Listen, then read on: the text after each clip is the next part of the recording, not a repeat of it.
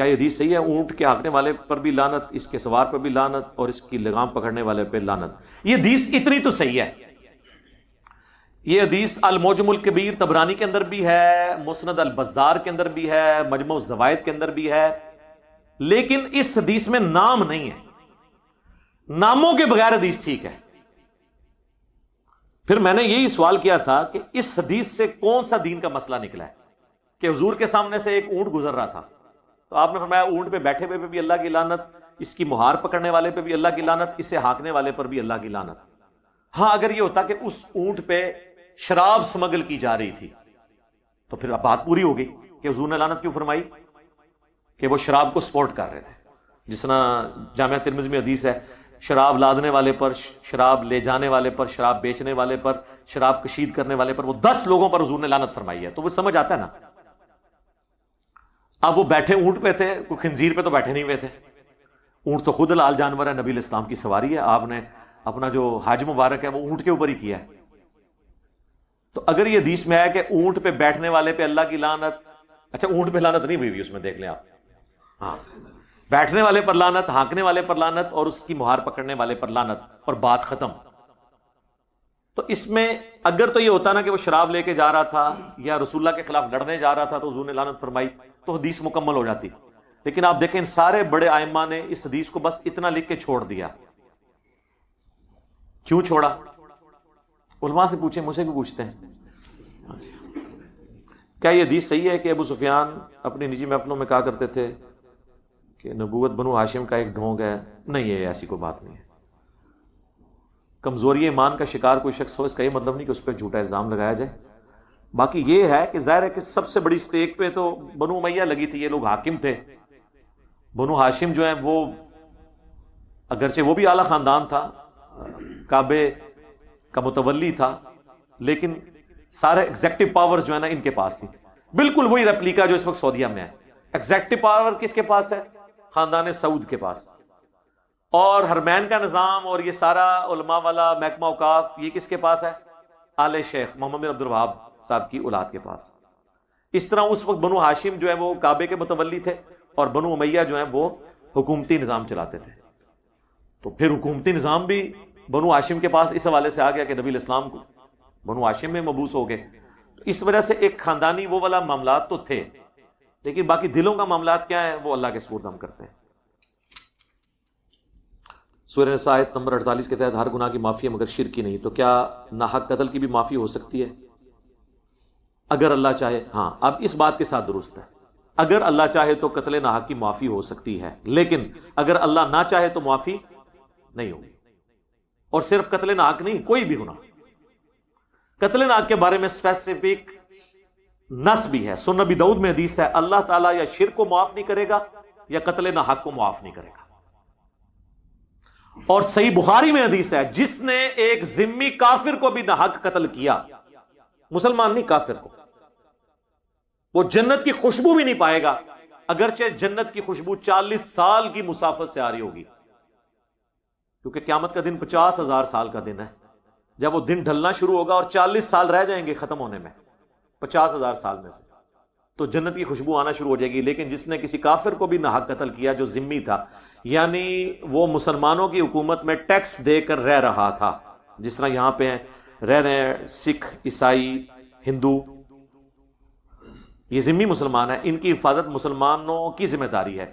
پاکستانی فوج نے صرف پاکستان کے مسلمانوں کی حفاظت نہیں کرنی، پاکستان میں رہنے والے سارے کے سارے انسانوں کی حفاظت کرنی ہے۔ اب ان میں سے کسی کو ناحق کوئی قتل کر دیتا ہے توہین مذہب کا الزام لگا کے، جس طرح کئی مولوی کرتے ہیں، عیسائیوں کی بستی جلا دی، تو یہ لوگ بھی پھر یہ جنت کی خوشبو نہیں پائیں گے۔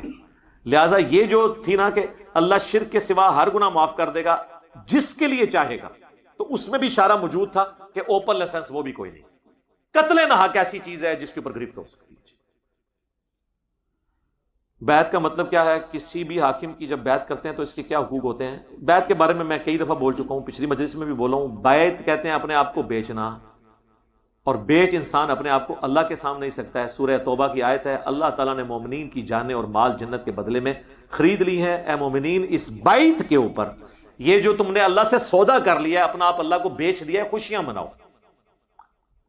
پھر اللہ تعالیٰ کے بہاف پہ جو حکمران وقت ہے وہ بھی پبلک کی بیعت لے گا، لیکن اللہ اور اس کے محبوب صلی اللہ علیہ وآلہ وسلم کی باؤنڈریز کے اندر. یا ایھا الذین آمنوا اطیعوا اللہ واطیعوا الرسول واولی الامر منکم، اطاعت کرو اللہ کے رسول کی اور اپنے حکمران کی، لیکن وہ اوپن نہیں ہے. فَإِن تَنَازَعْتُمْ فِي شَيْءٍ فَرُدُّوهُ إِلَى اللَّهِ وَالرَّسُولِ، اگر حکمران سے بھی جھگڑا ہوگا تو اللہ اور اس کے رسول سے فیصلہ کرواؤ گے. ٹھیک ہے جی. تو وہ مشروط ہے، حکمران وقت کی بیعت مشروط ہے کتاب و سنت کے دائرے کے اندر. اگر کتاب و سنت سے کسی کی بات ٹکراتی ہے پھر آپ اس کے پابند نہیں ہیں، یہ ذہن میں رکھیے گا. باقی رہ گئی پیری مریدی کی بیعت، تو میں نے پچھلی دفعہ بھی بتایا کہ یہ تو ایک پورے کا پورا سلسلہ شروع تو نیک نیتی سے ہوا، لیکن بعد میں یہ پھر پیٹ پوجا والا کام جسے کہتے ہیں نا اصطلاحاً، ویسے تو یہ لفظ غلط ہے، کہتے ہیں نا لوگ پہلے پیٹ پوجا پھر کم دوجا. پیٹ کی پوجا نہیں ہو سکتی، پوجا اللہ ہی کی ہوگی. السلام علیکم. وعلیکم السلام. موبائل استعمال کرتے وقت سوشل میڈیا پر قرآن آیات آ جائیں تو ان کو پڑھنا لازمی ہے؟ کوئی لازمی نہیں جی، آپ کی مرضی ہے، پڑھیں نہ پڑھیں. کئی لوگوں نے لکھا ہوا ڈیلیٹ کیا تو گئے، یا اتنے لوگوں کو اگر آپ نے نہ آگے فارورڈ کیا تو یہ ہو گیا. سب کہانیاں جھوٹ ہے. میں موبائل کی خرید و فروخت کرتا ہوں، اگر میں کسی سے موبائل خریدوں بھی نہ اور منافع لے کر آگے بیچ دوں تو کیا یہ منافع حرام ہے؟ پریکٹیکلی کموڈٹی تو ایگزسٹ کرنی چاہیے، لیکن مڈل مین کے طور پہ جس طرح ڈراپ شپنگ والا بھی ہے، اس پہ میری ویڈیو ریکارڈ ہے کہ جو صحیح بخاری میں مسلم میں حدیث ہے نا کہ جب تک مال پہ قبضہ نہ کرو اس سے آگے نہ دو، وہ غرر کو اوائڈ کرنے کے لیے. کیونکہ مسلم شریف میں عبداللہ ابن عباس کا قول موجود ہے کہ نبی علیہ السلام نے اس لیے کیا تھا تاکہ دھوکے کو اوائڈ کیا جائے.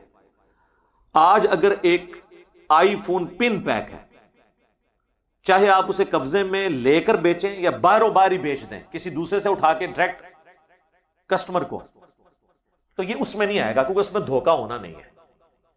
اس زمانے میں کھجوریں آتی تھیں، وہ چیک کرنی پڑتی تھی کتنی گندی ہیں کتنی صحیح ہیں. جس طرح آموں کی پیٹیاں آپ کھول کے چیک کریں گے آئیڈیا ہوگا. پن پیک چیزیں جو کلیم بھی ہو جاتی ہیں، جن کی وارنٹی بھی ہوتی ہے، اس کو قبضے میں لینا کوئی ضرورت نہیں ہے. یہ تو اسی طریقے سے مثلا میں نے مجھ سے ایک پشاور میں کسی بندے نے، سپوز میں اگر فون بیچتا ہوں تو وہ اس نے فون مجھ سے خریدنا ہے اور وہ فون کی لاٹ آئی ہوئی ہے کراچی میں. اب میں پہلے کراچی سے اس سے جیلم منگواؤں اور پھر یہاں سے پشاور بھیجوں، کیونکہ حضور نے فرمایا کہ پہلے مال پہ قبضہ کرو، تو نکلنا تو اس میں سے کچھ بھی نہیں ہے، کیونکہ میں نے کھول کے پن پیک تو دیکھنا نہیں ہے. تو میں ڈائریکٹ اگر وہاں پہ بھجوا دیتا ہوں تو اس میں غرر تو کوئی نہیں ہو رہا، جبکہ اس کی وارنٹی بھی کلیم ہو. یہ نہیں ہے کہ میں دے کے فارغ ہو گیا ہوں، کوئی مسئلہ بھی نکلتا تو میں ذمہ دار، بلکہ کمپنی ذمہ دار ہے. تو پھر وہ والے سارے معاملات اٹھ جائیں گے. اس میں میری ویڈیو حلال و حرام کاروبار فارکس ٹریڈنگ کے اوپر میری ایک لیٹسٹ ویڈیو ریکارڈ ہوئی تھی، جس میں میں نے سارے بنیادی 4 اصول بریف کیے ہیں حلال اور حرام کاروبار کے. قرآن میں اللہ فرماتا ہے تم سے ان کے اعمال کے بارے میں پرسش ہوگی اور نہ ان سے تمہارے بارے میں پوچھا جائے گا. مرزا آباد صاحب، تو پھر بجائے کسی پر انگلی اٹھانے کے اپنے آپ کو صحیح سلامت. بالکل جی، آپ رکھیں اپنے آپ کو صحیح سلامت، کسی پہ انگلی تو نہیں اٹھانی، لیکن پورا قرآن اور سنت یہود و نصارہ کے غلط عقائد پر، مشرکین کے غلط عقائد پہ انگلیاں نہیں صرف اٹھایا ہوا، پورا ہاتھ اٹھایا ہوا ہے. کیونکہ اسلام 2 چیزوں کا نام ہے، امر بالمعروف و نہی عن المنکر. اگر کوئی کہتا ہے نا کسی دوسرے کے عقائد پہ انگلی نہیں اٹھانی، تو قرآن و سنت کی ساری تعلیمات ختم ہو جائیں گی. کیونکہ قرآن و سنت کی تعلیمات مشرکین عرب میں جب آئیں تو ان کی بت پرستی کے خلاف آئیں، اہل کتاب کے خلاف. اللہ تعالیٰ نے ان کو میٹھی باتیں نہیں کی ہیں. سورہ بقرہ سے لے کے سورۃ النساء، آل عمران، المائدہ میں ان کے ایک ایک عقیدے کا ڈنکے کی چوٹ پہ رد کیا ہے. تو یہ باقی یہ آیت آپ آؤٹ آف کانٹیکسٹ کوٹ کر رہے ہیں. اس میں اللہ تعالیٰ نے فرمایا کہ تم سے یہ نہیں پوچھا جائے گا کہ انہوں نے کیا نیک امال کیے، تم سے یہ پوچھا جائے گا کہ تمہارے نیک امال کیا ہیں. یہ آیت کو دھوکہ دے کے انہوں نے پیش کیا، چونکہ آپ عربی نہیں جانتے تھے.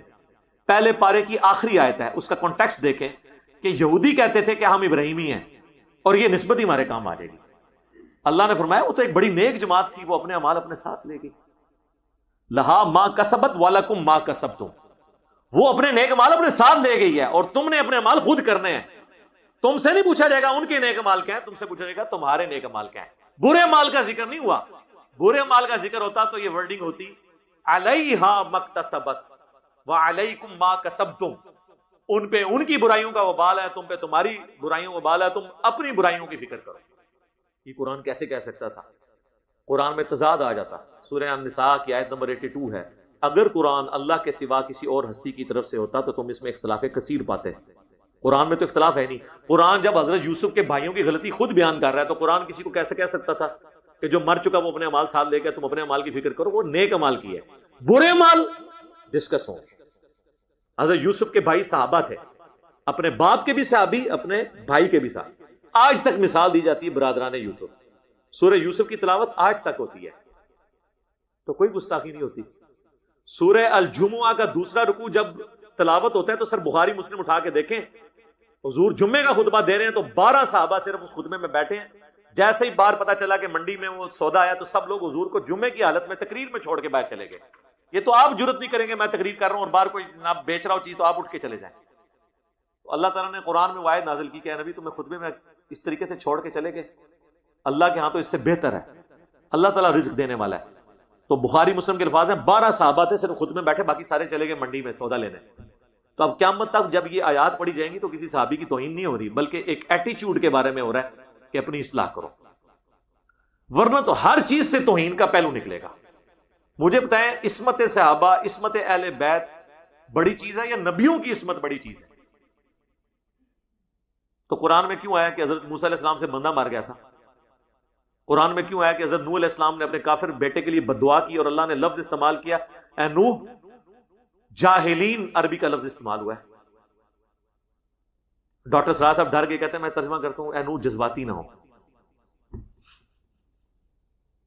اس کے آگے پھر انہوں نے توبہ کی.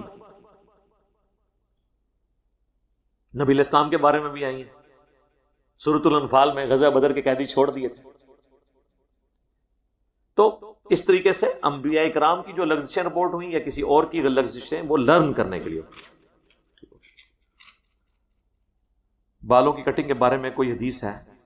کوئی نہیں ہے یار، بالوں والا مسئلہ کوئی نہیں ہے.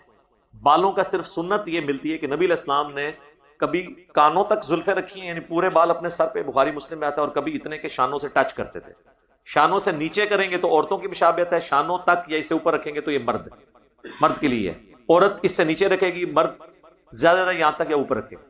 لیکن سنن ابی داؤد میں حدیث ہے، حضرت علی کہتے ہیں جب سے میں نے حضور سے سنا ہے کہ جس کا بال بھی خشک رہ گیا غسل جنابت میں تو اسے عذاب دیا جائے گا.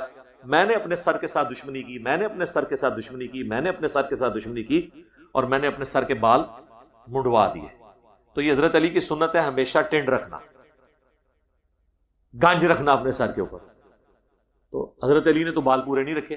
نبی علیہ السلام نے بھی حلق کروایا تو صرف حج اور عمرے کے موقع پر. تو اس کا مطلب حضور نے اس میں کوئی چیز مشروع نہیں کی. ایک چیز سے آپ نے منع کیا جو بخاری مسلم میں ہے، قضا کرنے سے. وہ مسلم شریف میں ڈیٹیل ہے. قضا یہ ہے کہ سر کے بال کے کچھ حصے رکھے جائیں اور کچھ بال ریموو کر دیے جائیں. جیسے یہ فٹ بالرز نے وہ لائنیں بنوائی ہوتی ہیں نا، یا ادھر سے پیالہ کٹ کرواتے ہیں، شیو آف کروا دیا. نہیں، بال رکھنے ہیں تو پھر آپ نے شیو آف نہیں کروانا. یہ ہو سکتا ہے کہ آپ یہاں سے ہلکے رکھیں، اوپر سے زیادہ رکھیں، یہ ٹھیک ہے. شیو نہیں کروا سکتے. یہاں سے شیو کروانی تو پوری کروائیں.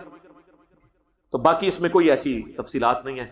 وہی بات ہے، بالوں میں، کپڑوں میں، پگڑیوں میں دین پورا گھسا ہوا ہے. نکلو باہر اس تو، دین تو بہت ہے، یہ تو دین کی جزنی ہے.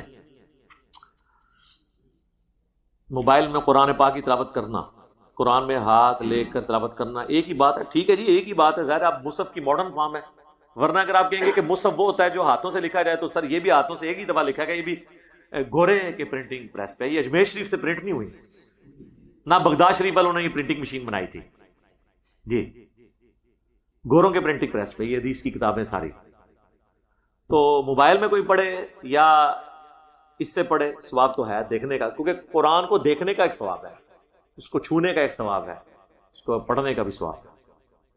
لیکن یہ سارے ثواب ہی ہیں. اصل جو اس کا مقصد ہے اس پہ عمل کرنا. اگر عمل نہ کیا تو یہ اسی طریقے سے ہے کہ کوئی شخص ڈرائیونگ سیٹ پہ بیٹھے اور زبان سے کہتا رہے کیپ لیفٹ اور اسٹیئرنگ رائٹ موڑے اور جا کے ٹھوک دے. وہ تلاوت کر رہے ہیں نا، بائیں طرف رہنا چاہیے، بائیں طرف، یعنی پاکستان میں تو آپ کو پتا نا بائیں طرف رہنی چاہیے، بائیں طرف رہنا چاہیے تھا. اور ایک بندہ کہہ رہا ہے دائیں طرف رہنا چاہیے، الٹ بول رہا ہے، لیکن وہ بائیں طرف چلا رہا ہے، اس کی گاڑی بچ جائے گی. تو اس کا مطلب ہے کہ تلاوت کی ثانوی حیثیت ہے، اصل چیز اس پہ عمل کرنا ہے. علی بھائی فجر کی سنتیں کیا فرض کے بعد بھی پڑھ سکتے ہیں؟ جبکہ علماء سے یوٹیوب پر سنا ہے کہ فجر کی نماز بعد کوئی نماز نہیں ہوتی. وہ حدیثیں ٹھیک ہیں بخاری مسلم کی کہ فجر کے بعد کوئی نماز نہیں ہوتی، لیکن وہ نماز ہے نفلی نماز ادر دین سنت. کیونکہ جامعہ ترمذی میں ضعیف سند سے ہے اور المستدرک للحاکم میں صحیح ابن حبان میں صحیح سند کے ساتھ پوری تفصیل ہے، اور اس کا کچھ حصہ بخاری میں بھی موجود ہے کہ نبی علیہ السلام فجر کی نماز پڑھ کے نکلے تو دیکھا ایک صحابی نماز پڑھ رہا تھا، آپ اس کے پاس کھڑے ہو گئے اور آپ نے فرمایا قریب ہے تم میں سے کوئی فجر کی 4 رکعتیں پڑھنا شروع کر دے۔ جب اس نے سلام پھیرا تو نبی علیہ السلام نے پوچھا کہ تم نے کون سی نماز پڑھی؟ تو انہوں نے کہا میری فجر سے پہلے والی 2 رکعتیں رہ گئی تھی سنتیں، وہ میں نے اب فرضوں کے بعد پڑھی ہیں۔ تو آپ نے خاموشی اختیار کر لی۔ اسے کہتے ہیں حدیث سے تقریری، یعنی آپ کے سامنے کوئی عمل ہوا اور آپ نے اسے غلط نہیں کہا، یہ سنت ہے۔ لہذا فجر کی 2 سنتیں آپ فرض کے فوراً بعد پڑھ سکتے ہیں۔ کیا غصے میں طلاق دینے سے واقعی طلاق ہو جاتی ہے؟ نہیں، پیار سے دیں تو ہوتی ہے، غصے میں بھی ہو جائے گی۔ ترمذی میں، ابو داؤد میں یہاں تک حدیث ہے کہ مذاق میں بھی ہو جائے گی طلاق۔ یہ تو بڑا سینسٹیو رشتہ ہے۔ ایک بھائی کہتے ہیں نبی علیہ السلام نے جمعے کا نفلی روزہ رکھنے سے منع فرمایا۔ بالکل منع فرمایا، صحیح مسلم میں حدیث ہے کہ اکیلا کوئی جمعے کا روزہ نہ رکھے مگر یہ کہ اس کے ساتھ جمعرات یا ہفتے کا روزہ ملا لے۔ ٹھیک ہے، وہ آپ نے یہود و نصارہ کی مخالفت کی نا کہ یہودیوں نے صرف دن مخصوص کر لیا تھا ہفتے کا اور عیسائیوں نے اتوار کا، تو حضور نے کہا تم یہ نہ ہو کہ صرف جمعہ لے کے بیٹھنا۔ ویسے روزے کے اعتبار سے تو امت نہیں لے کے بیٹھی، لیکن پڑھتی صرف جمعہ ہی ہے۔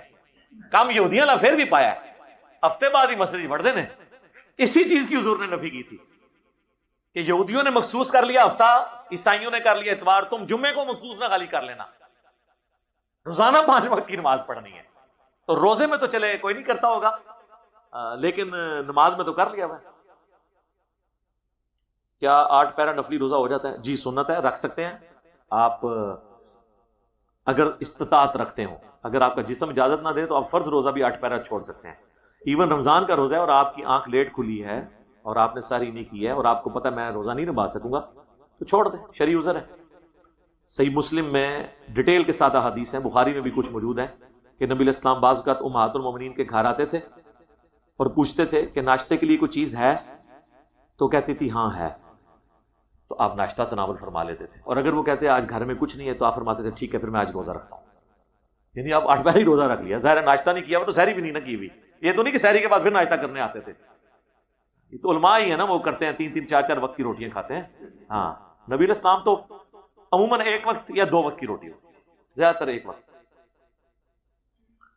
علی بھائی آپ اپنے درس کا آغاز تلاوت قرآن سے کیوں نہیں کرتے؟ جی تلاوت قرآن سے، اللہ کے ذکر سے اور درود شریف سے ہوتا ہے۔ جب میں پڑھتا ہوں الحمدللہ رب العالمین تو یہ قرآن کی آیت ہے کہ نہیں؟ ہاں، والصلاۃ والسلام علی سید المرسلین، درود شریف بھی ہو گیا تو ہو گیا۔ باقی رہ گیا مروجہ، تو آپ نے خود بنائی ہوئی ہیں، ان کو آپ ٹی وی ٹاک شوز اور اسکولوں کی اسمبلیوں کے لیے رہنے دیں، ٹھیک ہے؟ یہ تو کوئی ضروری نہیں کہ اس طرح ڈیکورم کے ساتھ وہ تو لوگوں نے خود ڈیوائس کی ہوئی ہے نا، تو یہ تلاوت ہو جاتی ہے، باقی تو پوری تلاوت ہی چل رہی ہے۔ فارسٹ ٹریڈنگ کا بھی لکھا ہے، اس میں میری پوری ویڈیو ڈیٹیل سے ریکارڈ ہے، وہ آپ دیکھ لیں۔ اگر فوتگی کے وقت کسی شخص کی ایک بیوہ، ایک بیٹا اور 2 بیٹیاں تو وراثت کیسے تقسیم ہوگی؟ وہی وراثت کے اوپر میری ویڈیو آپ دیکھ لیں۔ سب سے پہلے تو ماں باپ کو 1/6 حصہ ملے گا قرضہ اتارنے اور وصیت پوری کرنے کے بعد۔ یعنی ایک بندہ یا سپوز لاکھ روپے چھوڑ کے مرا ہے، سورہ نساء کے 2 رکوع میں پوری تفصیلات ہیں اور اس سے ریلیٹڈ احادیث مشکات کی 2 جلد میں، بخاری مسلم کے حوالے سے کتاب الفرائض چیپٹر میں پوری موجود ہے، میری ویڈیو بھی ہے وراثت کی تقسیم کا طریقہ۔ موٹا طریقہ یہ ہے کہ جب کوئی بندہ مر گیا، مرد اگر مرا ہے تو مرنے کے بعد اس کا قرضہ اتارا جائے گا پورے مال میں سے۔ نمبر 2، اس نے جو وصیت کی ہوئی ہے، اور وصیت بھی ادر دین وارث ہونی چاہیے، وارث کو وصیت نہیں کر سکتا۔ وہ نبی علیہ السلام کی حدیث ہے کہ وارث کا حق اللہ نے مقرر کر دیا، آپ کو وارث کے لیے وصیت نہ کرے، صحیح بخاری میں موجود ہے۔ وہ وارث کو دیا، اب یعنی ادر دین وارث کو وصیت کی، یعنی عیدی والوں کو، شوکت خانم کو، کسی کو بھی دے دیا۔ اب باقی جو بچ گیا وہ اس میں تقسیم ہو۔ اب اس کیس میں ہوگا کہ اگر اس کی ایک بیوہ ہے، سب سے پہلے تو یہ لکھنا چاہیے تھا ماں باپ اس کے زندہ ہیں یا نہیں۔ اگر تو ماں باپ زندہ ہیں تو پورے مال کا 1/6 ماں کو اور پورے مال کا 1/6 باپ کو ملے گا، اور اگر وہ نہیں ہے تو پورے مال کا 1/8 بیوی کو۔ باقی جو مال بچ گیا وہ 2 بیٹیوں اور 1 بیٹے میں اس طرح تقسیم ہوگا کہ بیٹے کو 2 حصے اور بیٹی کو 1 حصہ۔ اس کا طریقہ ہے کہ جتنے بیٹے ہونا ان کو 2 سے ضرب دے لیں۔ بیٹا 1 ہے نا، 2 سے ضرب دے دی تو 2 ہو گئے، بیٹیاں اتنی رہیں 2، تو یہ ٹوٹل بن گئے 4 حصے. 4 حصوں میں سے 2 حصے بیٹے کو دے دیں اور جو بیٹی ہیں ان کو ایک ایک حصہ دے دیں, تو وراثت تقسیم ہو جائے. یہ بھی وراثت کی سوال تھا, اسی سے ریلیٹڈ ہے. کیا اگر گاؤں کا امام درباری ہو تو اس کے پیچھے نماز پڑھنا جائز ہے؟ یہ درباری سے مراد آپ حکومت وقت کے دربار میں جانے والا یا قبروں سے مانگنے والا ہے؟ دونوں صورتوں میں جب تک وہ مسلمان ہے اپنے ساری کمزوریوں کے باوجود اس کے پیچھے نماز پڑھنا درست ہے, اور اگر آپ کا دل نہیں مانتا تو کسی دور مسجد میں جا کے نماز پڑھ لیں. میلاد جلوس جلسے میں مولوی حضرات جو معاوضہ لیتے ہیں کیا وہ جائز ہے؟ یار اگر کوئی ان کو گفٹ کر رہا ہے تو آپ کو کیا مسئلہ, دینے دیں. ہاں باقی معاوضہ تو آپ اس سے پہلے یہ پوچھیں کہ نماز کی جو تنخواہ یہ لے رہے ہیں. سنن نسائی میں حدیث ہے اور امام حاکم نے اسے صحیح مسلم کی شرط پہ صحیح کہا ہے, امام زابی نے موافقت کی ہے. نبی علیہ السلام نے فرمایا کہ کسی ایسے شخص کو مؤذن نہ رکھو کہ جو اذان کی اجرت لے. اذان کی اجرت نہیں لے سکتے, نماز کی بھی اجرت نہیں لے سکتے. باقی اور جتنے کام ہیں, قرآن کی تعلیم دینے کی اجرت لی جا سکتی ہے کیونکہ وہ فرض نہیں ہے کہ ہر بندہ ہر دوسرے بندے کو سکھائے گا. نماز تو ہر بندے پہ فرض ہے, اس کا معاملہ الگ ہے. امام مسجد کی تنخواہ, اور اس پہ ڈیٹیل سے میں نے پچھلے دنوں ایک ویڈیو ریکارڈ کرائی ہے, اس میں نے سارے پہلو اس کے کور کیے ہیں. MTJ کے اوپر جو طارق جمیل صاحب نے وہ برانڈ لانچ کیا نا, اس کے کانٹیکسٹ میں علماء کی تنخواہ کا مسئلہ ہم جائز سمجھتے ہیں سبسسٹنس لیول کے اوپر, نماز پڑھانے کی نہیں بلکہ بچوں کو قرآن پڑھانے کی. نماز ایک اضافی کام ہے جو اس نے خود بھی کرنا ہے, اس کی تنخواہ نہیں ہوگی. وہ جب انسان فوت ہو جاتا ہے تو جنازے کے بعد جو کھانا دیا جاتا ہے, کیا محلے اور گاؤں والوں کے لیے کھانا جائز ہے؟ دیکھیں جو دور دراز سے لوگ آئے ہیں ظاہر ہے ان کو تو کھانا دینا ہی پڑے گا نا, وہ بیچارے غریب الوطنی میں آپ کھانا دیں. اس کے مرنے کے بعد اگر آپ میت کی طرف سے صدقہ خیرات کرتے ہیں تب بھی درست ہے. باقی جو مروجہ ضروری ہے کہ تیجا 40واں 10واں یہ سارے کرنا, یہ تو وہ بدعات ہیں جنہوں نے بندے کا مرنا مشکل کر دیا ہے, اس کی کوئی گنجائش نہیں. ویسے اگر کوئی کرتا ہے نا تو وہ ٹھیک ہے. سال ثواب کے اوپر میری ڈیٹیل ویڈیو ریکارڈ ہے, آپ دیکھ لیں. صحیح مسلم میں حدیث ہے میت کو 3 کاموں کا ثواب پہنچتا ہے. نمبر 1 صدقہ جاریہ, جو اس نے اپنی زندگی میں نیکی کا کام کیا اس کے مرنے کے بعد بھی وہ جاری ہے. جس طرح حضرت عثمان غنی رضی اللہ تعالیٰ نے ایک کنواں کھدوایا, مسجد نبوی کے لیے زمین خیرات کی, آج تک مسجد نبوی کی جو توسیع میں حضرت عثمان کے وہ پیسے شامل ہیں. جتنے لوگ نماز پڑھتے ہیں ان کو ثواب ملتا ہے اور جینون ہے, ان کا اپنا عمل ہے. دوسرا فرمایا علم کی بات, جس طرح امام بخاری امام مسلم نے علم کی بات سٹور کر دی, قیامت تک بخاری مسلم پڑھ کے جتنے لوگ سنت سیکھیں گے اس کا ثواب امام بخاری امام مسلم کو باقی ائمہ کو ملے گا. اور تیسرا فرمایا نیک اولاد جو اس کے لیے دعا کرتی ہے.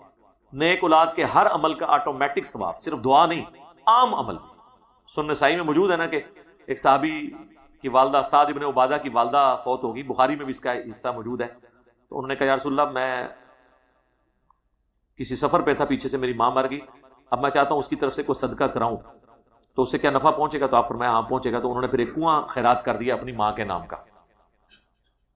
اولاد کے ہر نیک عمل کا ثواب پہنچتا ہے. سنن ابن ماجہ میں حدیث ہے کہ ایک شخص مرنے کے بعد جنت میں اس کا درجہ بلند ہوتا ہے, تو وہ پوچھتا ہے اے اللہ یہ میرا درجہ کیوں بلند ہوا, یہ تو میرے نیک عمل کا اجر نہیں ہے.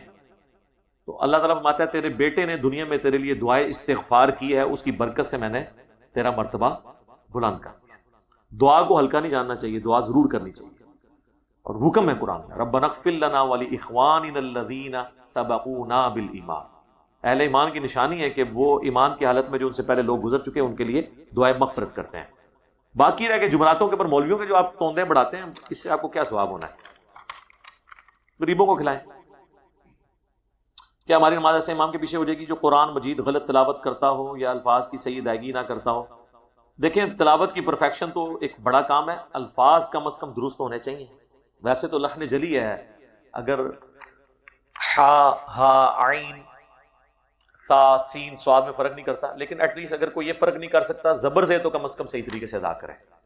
تو وہ تو نماز ظاہر درست کسی کے نزدیک بھی نہیں ہے اگر قرآن غلط پڑھ رہا ہے, کیونکہ ترجمہ بدل جاتا ہے نا پھر اس کی وجہ سے, الفاظ کی غلط ادائیگی کی وجہ سے بعض کا ترجمہ بدل جاتا ہے. جس طرح اب یہ سورہ تکاثر میں ہے ثم لتسألن یومئذ عن النعیم, پھر قیامت کے دن ضرور تم سے پرسش ہوگی اللہ تعالیٰ نے جو دنیا میں تمہیں نعمتیں دی ہیں. ثم لتسألن, لام پہ زبر پڑھیں تو ہوگا ضرور, اور اس کے ساتھ کھڑی زبر پڑھ دیں یا لام زبر الف لا پڑھ دیں تو ہو جائے گا نہیں.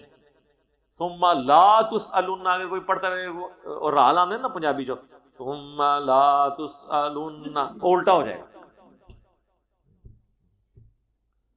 کہنا گرم ذکر گرم ہو جاتا ہے، جو پڑھ دی غلط ہو گرم ہی ہونا ہے نا، کم از کم ٹھیک تو کر۔ اگر کوئی خطیب یا امام جمعے کے خطبے میں ضعیف اور من گھڑت حدیث بیان کرتا ہو، او میرے بھائی اتنا شعور کدھر ہے؟ ان کو تو چھوڑ دیں۔ اہل حدیث سب سے بہتر ہیں اس اعتبار سے کہ وہ کم از کم انہیں قرآن و سنت کا کوئی علم ہے، وہ بھی جعلی روایتیں اپنے خطبے میں بیان کر رہے ہوتے ہیں۔ اہل حدیث کی توحید یا اچھی باتیں حادثاتی ہیں کیونکہ وہ اس فرقے کا حصہ ہیں۔ جیسے فرقے سے ہٹ سے کوئی بات ہوتی ہے، نہ ان کو پتا ہوتا ہے نہ انہیں بیان کرنی ہوتی ہے۔ اسی طریقے سے شیعہ کی اہل بیت سے محبت حادثاتی ہے کیونکہ وہ ایک فرقے میں پیدا ہوئے ہیں جہاں پہ اہل بیت کی محبت سکھائی جاتی ہے۔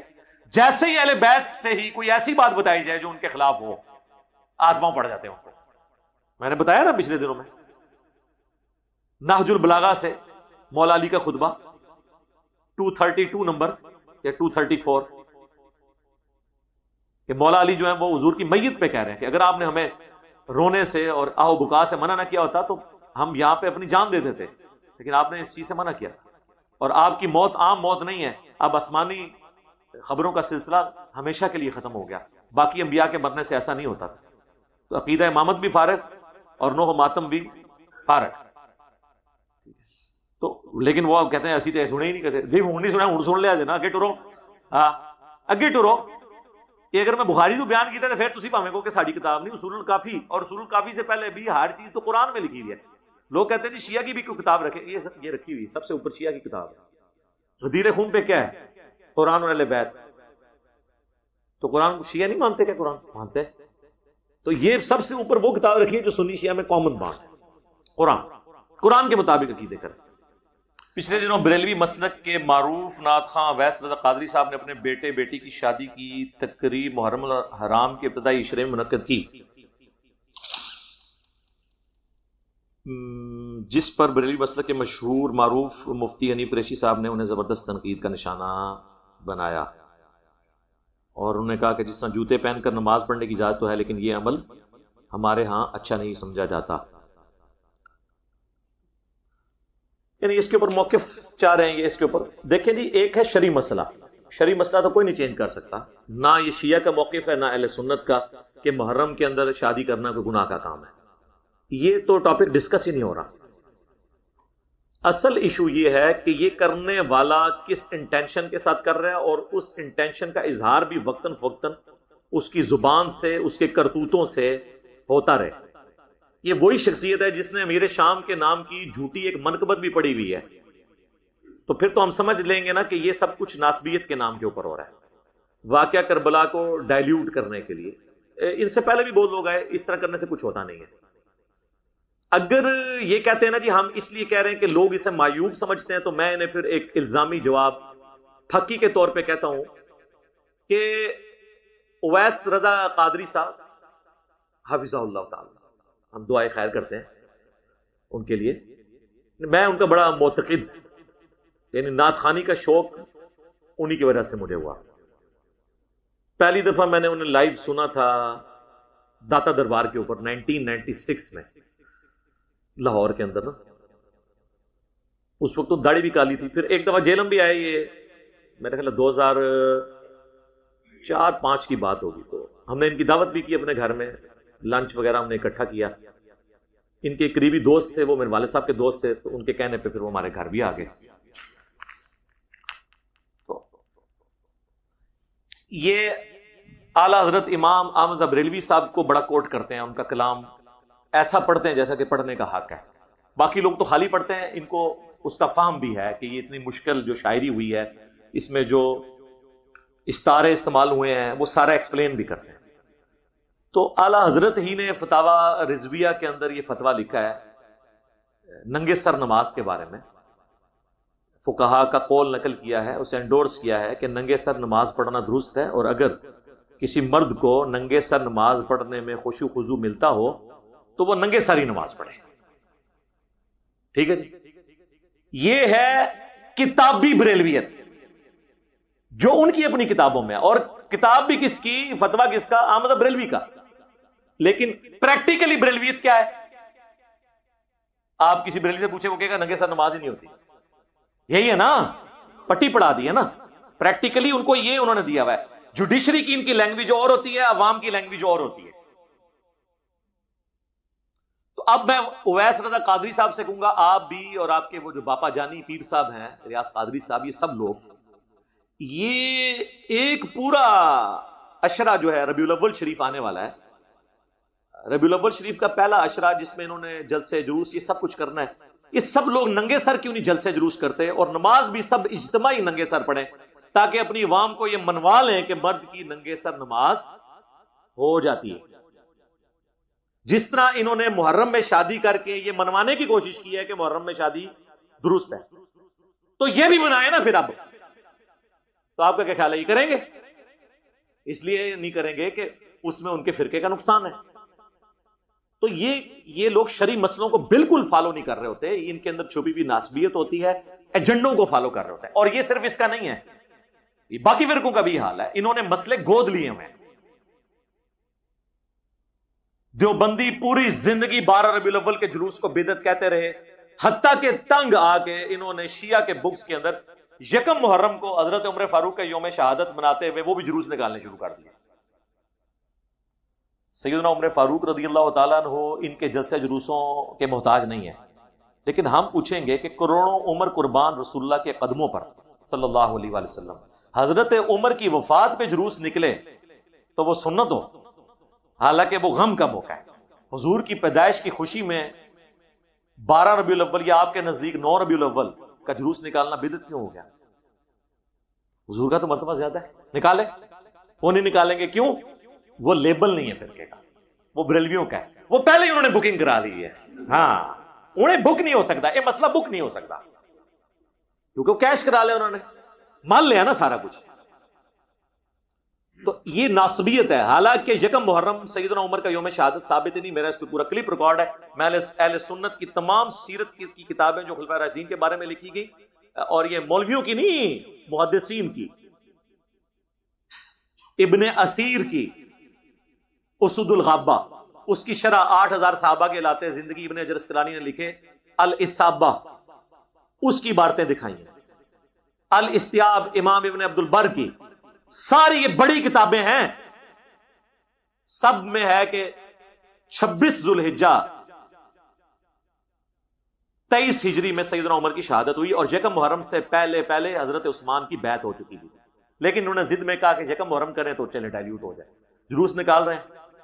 تو یہ مقصد حضرت عمر کی محبت نہیں بلکہ شیعہ کے ساتھ فیصل ہے۔ یہاں پہ بھی یہ جو انہوں نے کیا ہے، اویس رضا قادری حفظہ اللہ تعالیٰ نے جو حرکت کی ہے، کوئی دینی مسئلے سے کوئی ان کو ہمدردی نہیں ہے، ذہن میں رکھیے گا، یہ سب کچھ انہوں نے کیا ہے ناسبیت کو سپورٹ کرنے کے لیے، چونکہ اس وقت وہ جھنڈا یہ پورے یہ پارٹی اٹھائی ہوئی ہے نا، یہ بے گناہ بے خطا ڈیش ڈیش ڈیش ڈیش، یہ کس نے لگوائے ہیں نعرے؟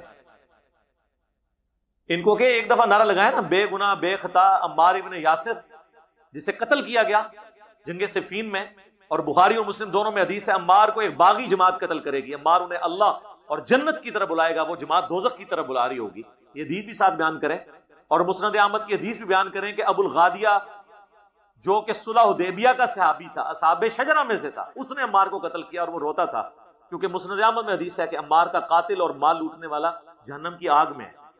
ابن حجر اسقلانی نے کہا کہ اسے وہ فضیلت کام آ جائے گی جو مسلم میں کہ جن لوگوں نے درخت کے نیچے میری بیعت کی انہیں آگ نہیں چھوئے گی، تو شیخ البانی جو محدث اعظم تھے سعودیہ کے، انہوں نے کہا کہ نہیں، جب حکم خاص آ جائے پھر عام فضیلت اٹھ جاتی ہے، چونکہ یہ خاص بات آ گئی کہ عمار کا قاتل اور مال لوٹنے والا جہنم میں ہے، اب وہ چاہے بدری ہو چاہے صلح حدیبیہ کا، حضور نے جب اسپیسیفکلی فرما دیا عام فضیلت اس سے اٹھ گئی۔ اور یہ سب کو پتہ ہے، یہ بریلویوں دیوبندیوں کے ساتھ اہل حدیث نہیں جھگڑتے، جب ان کو کہتے ہیں وَإِذَا قُرِئَ الْقُرْآنُ فَاسْتَمِعُوا لَهُ، تو وہ کہتے ہیں نہیں، جب یہ خاص آ گیا نا لا صلاۃ لمن لم یقرأ بفاتحۃ الکتاب، تو اب وہ حکم عام اٹھ جائے گا، فاتحہ جو ہے نا اس کے علاوہ کی قرات سننی چاہیے، فاتحہ تو آپ نے دب کے رکھنی ہے، کرتے ہیں نا وہاں اپنے سارے مسئلے انہوں پتا، پھر شہادتیں منا رہے ہوتے ہیں۔ ہم کہتے ہیں کہ یہ انہوں نے 10 محرم کے اوپر امیر معاویہ کانفرنس کی، وہ ایک جلالی ہے پیچھے کھڑا ہوا ان کے ناسبی، ان سے یہ پوچھیں کہ آپ 10 محرم کے دن امیر معاویہ کانفرنس کر رہے ہیں، عمار ابن یاسر کے نام کی کانفرنس کیوں نہیں ہوتی ہے؟ کروڑوں معاویہ ہونا ایک عمار کے برابر نہیں ہے جو اس کی قربانیاں ہیں دین کے لیے، جس کے ماں باپ اسلام کے پہلے شہداء ہیں، سیدہ سمیہ اور سیدنا یاسر، اور حاکم کے اندر حدیث ہے نبی علیہ السلام نے فرمایا عمار سر کے بالوں سے پاؤں کے ناخنوں تک ایمان سے پر ہے. اور صحیح بخاری میں حدیث ہے کہ اللہ نے عمار کی زبان کو شیطان سے محفوظ کر دیا ہے. اس کی زبان پہ حق جاری ہوتا ہے. حق سن لیں. پھر صحیح بخاری میں ہے کہ انہوں نے کوفے کے ممبر پہ خطبہ دیا, لوگوں اللہ نے تمہیں آزمایا ہے, ایک طرف دنیا اور آخرت میں تمہارے نبی کی بیوی عائشہ ہے, آخرت میں بھی بیوی ہیں, مرتبہ کم نہیں ہوا, لیکن اللہ تمہیں آزمائے گا کہ تم عائشہ کی اطاعت کرتے ہو یا اللہ کی اطاعت, کیونکہ حضرت علی کی اطاعت اللہ کی اطاعت ہے. یا ایھا الذین آمنوا اطیعوا اللہ واطیعوا الرسول واولی الامر منکم. تو سیدنا عمار ابن یاسر نے سیدہ عائشہ کی جنگ کرنے کو اللہ کے خلاف جنگ قرار دیا. دوسری طرف ان کی عزت بھی کی کہ دنیا اور آخرت میں وہ تمہارے نبی کی بیوی ہے. یہ زبان سے ان کے حق جاری ہوا نا. تو عمار ابن یاسر کی شہادت کا دن کیوں نہیں منایا جاتا؟ اس لیے کہ لوگ پوچھیں گے کہ کس رضی اللہ عنہ نے کس رضی اللہ عنہ کے کہنے پہ اس رضی اللہ عنہ کو شہید کیا.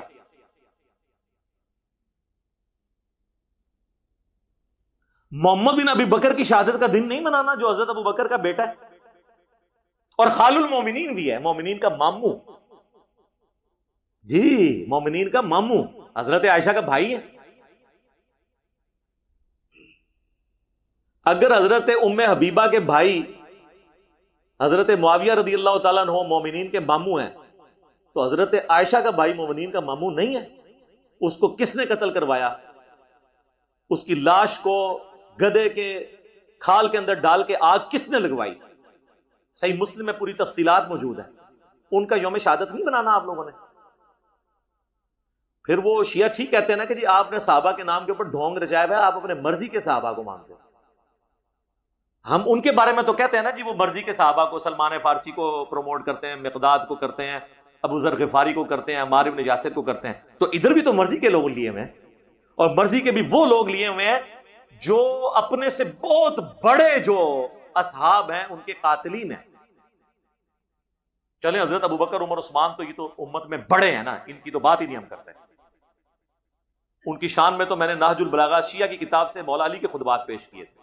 لیکن جو بعد کے لوگ ہیں ان کے آپ دن منائیں, اور ان سے بڑوں کے دن اس لیے نہ منائیں کہ جن کے آپ دن منا رہے ہیں وہ قاتلین ہیں ان کے, تو اس کا مطلب ہے آپ نے امت کو دھوکہ دیا ہے. تو لہٰذا یہ جو محرم کے اندر جو کچھ انہوں نے کیا ہے اس کا کوئی تعلق دین کے ساتھ نہیں ہے, انہوں نے کسی اور ایجنڈے کے تحت کیا ہے. اللہ ان کو عقل دے. اور میں ان کے لیے وہ ایک حدیث بیان کروں گا کہ نبی الاسلام تو اس معاملے میں اتنی احتیاط کرتے تھے کہ بخاری اور مسلم دونوں میں حدیث ہے, اے عائشہ اگر تیری قوم نئی نئی جہالیت سے نہ پھری ہوتی تو میں حتیم کو توڑ کے کعبے کے اندر داخل کر دیتا اور خانہ کعبے کے دروازے کو توڑ کے نیچا کر دیتا تاکہ عام لوگ بھی اس میں داخل ہو سکیں. لیکن آپ نے اس چیز کی پرواہ کی کہ لوگ کہیں گے کہ اس نے کعبہ توڑوا دیا, حالانکہ پیغمبر تھے. ٹھیک ہے, تو نبی الاسلام ان معاملات کو دیکھ کے چلتے تھے. دیکھیں امت کے دل دکھے میں ہیں. کسی کا باپ مر جائے نا عید کے دن, پوری زندگی اس کے لیے وہ عید کا دن خوشی کے طور پہ نہیں آتا. شرعی خوشی تو ضرور ہوگی لیکن دل کا غم کوئی ختم نہیں کر سکتا. ہم کہتے ہیں کہ سوگ حسین ختم ہو گیا 3 دن کے بعد, کہتے ہیں 3 دن سے زیادہ سوگ نہیں, بالکل, لیکن سر غم حسین تو ختم نہیں ہوا نا. غم حسین تو نبی صلی اللہ علیہ وآلہ وسلم نہیں بھلا سکے. صحیح بخاری میں حدیث ہے, واشی پیش ہوا فتح مکہ کے موقع پر, حضرت بلال حبشی اسے پکڑ کے تسلی دے کے لے آئے کہ چلو میں تمہیں جو ہے نا وہ جان بخشی کروا دیتا ہوں. ظاہر چند لوگ جن کی تکہ بوٹی ہونی تھی ان میں وہ بھی تھا, کیونکہ حضور علیہ السلام کے سب سے چہیتا صحابی حضرت حمزہ ابن عبد المطلب جو حضور کے دو شریک بھائی بھی تھے, چچا بھی تھے, اور آپ کے بچپن کے بیسٹ فرینڈ اور آپ کی طرف سے آرمی چیف بھی تھے غزوہ بدر اور احد میں, جس میں میں کہتا ہوں کہ میری یہ وہ جو ڈاکٹر طارق قادری صاحب کہتے ہیں میرا وجدان کہتا ہے, تو میرا وجدان کہتا ہے کہ اگر حضور کی وفات کے وقت حضرت حمزہ زندہ ہوتے تو خلیفہ اول بھی وہی بنتے ہیں, کیونکہ حضور کی زندگی میں جب تک وہ زندہ رہے کوئی صحابی اس پوسٹ پہ نہیں آیا جس پہ حضرت حمزہ تھے. اہل البیت میں سے تھے, ہاشمی تھے. اور المستدرک للحاکم میں حدیث ہے کہ سید الشہداء حمزہ ابن عبد المطلب, اور وہ شخص بھی سید الشہداء ہے جو جابر حکمران کے سامنے کلمہ حق بلند کرے حتیٰ کہ وہ قتل کر دیا جائے. یعنی سیدنا حسین ابن علی بھی سید الشہداء ہیں. امام نسائی کو بھی ہم سید الشہداء سمجھتے ہیں, انہوں نے بھی حق بلند کیا, جو بھی اپنے زمانے میں لوگ رہے ہیں. تو حمزہ ابن عبد المطلب کا قاتل واشی، صحیح بخاری کے الفاظ ہیں، حضور کے سامنے جب پیش کیا گیا فتح مکہ کے موقع پر، حضور نے بلا کے پوچھا واشی یا رسول اللہ قاتل حمزہ، یا رسول اللہ واشی تیرا اسلام تو قبول ہے لیکن تو کیا ایسا کر سکتا ہے کہ مجھے اپنی شکل نہ دکھا؟ پھر پوری زندگی حضور کے سامنے نہیں آئے اور اس بات پہ وہ کڑتے تھے، حتیٰ کہ اللہ نے پھر ان سے بہت بڑا کام کروایا، مسلمہ کذاب کو انہوں نے قتل کیا، اسی بخاری کی حدیث میں آتا ہے۔ اس کے بعد وہ کہتے تھے کہ میں اللہ سے امید کرتا ہوں کہ میں نے اسلام کے سب سے بہترین آدمی کو قتل کیا تھا، حمزہ ابن عبد المطلب، اور اسلام کے بدترین دشمن کو بھی میں نے قتل کیا، مسلمہ کذاب، جس نے جھوٹا دعوی نبوت کیا تھا جنگ یمامہ میں، یعنی وہ سمجھتے تھے کہ اس کی وجہ سے اللہ تعالیٰ مجھے بیلنس کر دے گا، لیکن نبی الاسلام کے سامنے وہ پوری زندگی نہیں آئے۔ حضور سے زیادہ کون مومن کامل ہے؟ آپ کے بارے میں تو ہے حریص علیکم بالمؤمنین رؤوف الرحیم۔ اگر حضور علیہ السلام رؤوف الرحیم، مومنین پر شفقت کے باوجود، قاتل حمزہ کا اسلام قبول کرنے کے باوجود اسے دیکھنا نہیں چاہتے، تو حسین کے قاتلین، حسن کو زہر دینے والے، علی کی زندگی مشکل بنانے والے، وہ تو اس سے بڑے لیول کے مجرم ہیں، کیونکہ انسان اپنے چچا سے اتنی محبت نہیں کرتا جو اپنی اولاد سے کرتا ہے۔ حسن و حسین تو حضور کی اولاد تھے۔ صحیح بخاری میں عبداللہ ابن عمر کو ایک عراقی آ کے پوچھتا ہے کہ بتائیں احرام کی حالت میں اگر کوئی مچھر یا مکھی مار دے تو کیا اس کا کوئی کفارہ ہے، کیونکہ جانور کا شکار کرنا قرآن میں منع کیا گیا ہے۔ تو آپ نے کہا یہ بندہ کون ہے، اسے بلاؤ، تو بتایا کہ یہ اہل عراق میں سے۔ انہوں نے کہا عراقیوں، تم نے تو اللہ کے نبی کے نواسے کو قتل کر دیا اور مجھ سے مکھی اور مچھر کا مسئلہ پوچھ رہے ہو، حالانکہ میں نے حضور سے خود سنا تھا کہ حسن اور حسین دنیا میں میرے دو پھول ہیں۔ یہ صحیح بخاری کی حدیث ہے۔ جامعہ ترمذی میں حدیث ہے حسن و حسین جنتی نوجوانوں کے سردار ہیں اور سیدہ فاطمہ جنتی عورتوں کی سردار ہے۔ المستدرک للحاکم میں، سنن ابن ماجہ میں حدیث موجود ہے حسن و حسین جنتی نوجوانوں کے سردار ہیں اور ان کے باپ علی ابن ابی طالب ان سے بھی افضل ہیں۔ تو جب اتنا بڑا واقعہ کربلا ہوا ہو تو غم حسین تو ختم نہیں ہو سکتا۔ غم حسین تو حضور کی زندگی میں بھی تھا۔ مسند احمد میں حدیث ہے، مشکات کے اندر بھی موجود ہے کہ ابن عباس کہتے ہیں ایک دوپہر کو میں نے نبی علیہ السلام کو خواب میں دیکھا، آپ کی حالت پرانگدہ تھی، بال بکھرے ہوئے، ہاتھ میں خون کی ایک شیشی۔ میں نے کہا یا رسول اللہ میرے ماں باپ آپ پہ قربان ہو، آپ کی کیا حالت ہے؟ آپ فرمایا صبح سے حسین اور اس کے ساتھیوں کا خون جمع کر رہا ہوں۔ یہ ایک تمثیل تھی جو آپ کو دکھائی گئی تھی، یہ نہیں کہ آپ فزیکلی وہاں موجود تھے۔ آپ میں سے کئی لوگ ہیں کہتے ہیں ہم نے علی بھائی کو خواب میں دیکھا تھا، علی بھائی کو پتہ ہی نہیں ہوتا، وہ اللہ دکھاتا ہے نا، وہ ایک تمثیل ہوتی ہے۔ یہ تمثیل تھی، یہ نہیں تھا کہ حضور کربلا میں موجود تھے، ایسا کوئی عقیدہ نہیں ہے۔ تو وہ کہتے ہیں میں گھبرا کے اٹھا، میں نے وہ دن اور تاریخ یاد رکھی اور بعد میں خبر جب آئی، ظاہر انٹرنیٹ کا دور تو نہیں تھا، اسی دن 10 محرم 61 ہجری میں حسین ابن علی کو شہید کیا گیا تھا۔ تو غم حسین تو ابھی تک جاری ہے سر، حضور کی وفات کو 50 سال ہو چکے ہیں اور غم حسین جاری ہے۔ 50 سال کے بعد اللہ نے تمثیل دکھائی نا، تو 3 دن کے بعد تو سوگ ختم ہو گیا تھا، غم حسین جاری۔ حضور کی زندگی میں غم حسین تو حسین کی تکلیف سے پہلے بھی شروع ہو گیا۔ مسند احمد میں حدیث ہے، مولا علی کہتے ہیں میں حضور کے سامنے ایک دفعہ حاضر ہوا تو میں نے دیکھا کہ حسین ابن علی کو آپ نے گود میں اٹھایا اور مبارک آنکھوں سے آنسو روائے۔ میں نے کہا یا رسول اللہ میرے ماں باپ آپ کے قربان، آپ کو کس نے غمگین کر دیا؟ کہا کہ ابھی ابھی جبرائیل علیہ السلام آئے تھے اور انہوں نے مجھے بتایا کہ آپ کے اس بچے کو جس سے آپ اتنی محبت کر رہے ہیں فرات کے کنارے پیاسا شہید کر دیا جائے گا۔ تو میری خواہش پہ انہوں نے کربلا کی سرخ مٹی بھی ہاتھ یوں مار کے، ظاہر ہے وہ ایک فرشتے کا ہاتھ تھا، لا کے مجھے دکھائی کہ یہ وہ مٹی ہے۔ اور یہ حدیث مولا علی نے بیان کی جب آپ جنگ نہروان یا صفین کے لیے گزر رہے تھے تو نینوا مقام کے اوپر آپ نے کہا اصبر یا ابا عبداللہ، اے ابو عبداللہ۔ یہ ابو عبداللہ کو نیت تھی حضرت حسین ابن علی کی، صبر کرنا، صبر کرنا اے ابو عبداللہ، صبر کرنا۔ تو وہ ساتھی کہتے ہیں میں حیرانگی میں مبتلا ہو گیا کہ مولا علی کس سے باتیں کر رہے ہیں۔ تو انہوں نے کہا کہ مجھے حضور نے یہ بات بتائی تھی جب حضور کی گود میں حسین تھا کہ یہاں پہ میرا حسین شہید کیا جائے گا، تو میں یعنی اپنے حسین کو کہہ رہا ہوں کہ جب تیرے پہ یہ وقت آئے تو تو صبر کر۔ اور یہ بنو مارے کہتے ڈاکو نے مار چڑیا. ڈاکا تھوڑے ایمان تے پیا ہوا ہے تو ڈاکو ہی نظر آنے نے نا. ہم یہ پوچھتے ہیں کہ کیا حسین ابن علی کو حضور کا نواسا ہونے کی وجہ سے جنتی نوجوانوں کی سرداری ملی ہے؟ اس اسلام میں ہوتے ہوئے جو اسلام تقوی کی بنیاد پہ فیصلہ کرتا ہے ان اکرمکم عند اللہ اتقاکم، کیا آپ یہ ایکسپیکٹ کر سکتے ہیں وہ اسلام جو رشتہ داری کو دوسرے نمبر پہ رکھتا ہے تقوی کو پہلے نمبر پر؟ کیونکہ مسلم کی حدیث ہے جسے اس کے عمل نے پیچھے چھوڑ دیا اس کا نسب اسے آگے لے کے نہیں جا سکتا.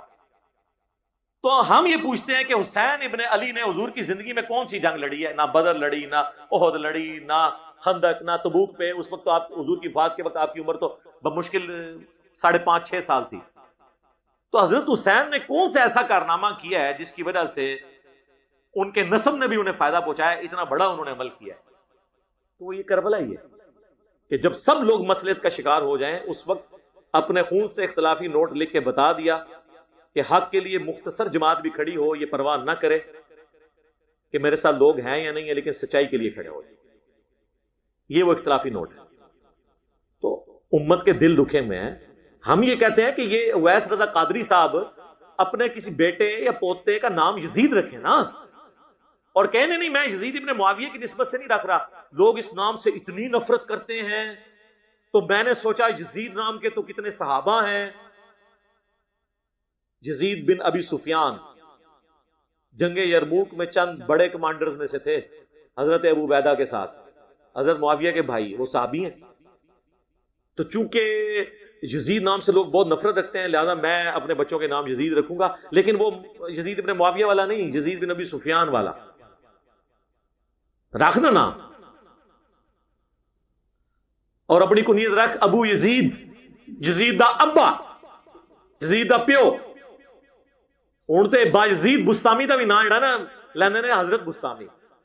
انہوں پتہ ہے تھلوں کو بولنا پوے کہ یار یہ کیڑا بستامی؟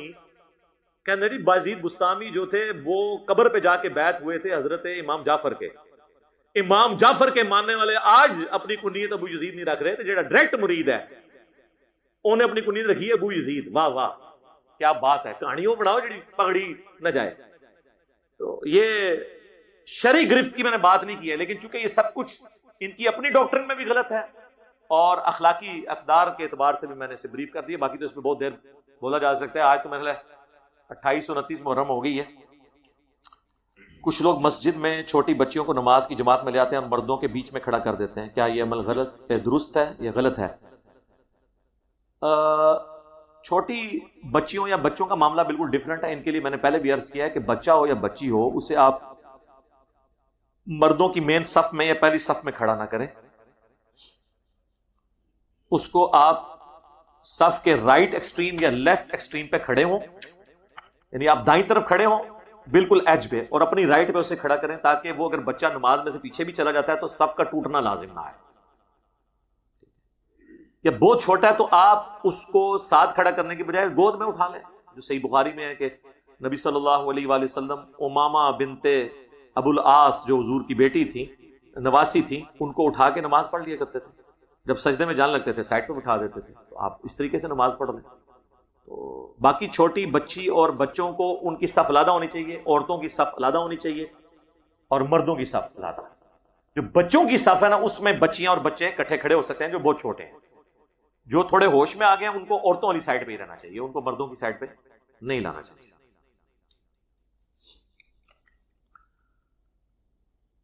علی بھائی آپ نے کافی مرتبہ کہا کہ اہل بیت سے بغض رکھنے والے کے ساتھ نرمی کا رویہ رکھنا بھی بغض اہل بیت ہے، تو پھر آپ بنو امیہ کے لوگوں کے اہل بیت پر سب و شتم بھی بیان کرتے ہیں، انہیں رضی اللہ عنہ بھی کہتے ہیں. میرے بھائی اس پہ میں کافی دفعہ بول چکا ہوں. وہ رضی اللہ عنہ انہیں نہیں کہہ رہے ہوتے، صحابیت کی نسبت کی وجہ سے کہہ رہے ہوتے ہیں.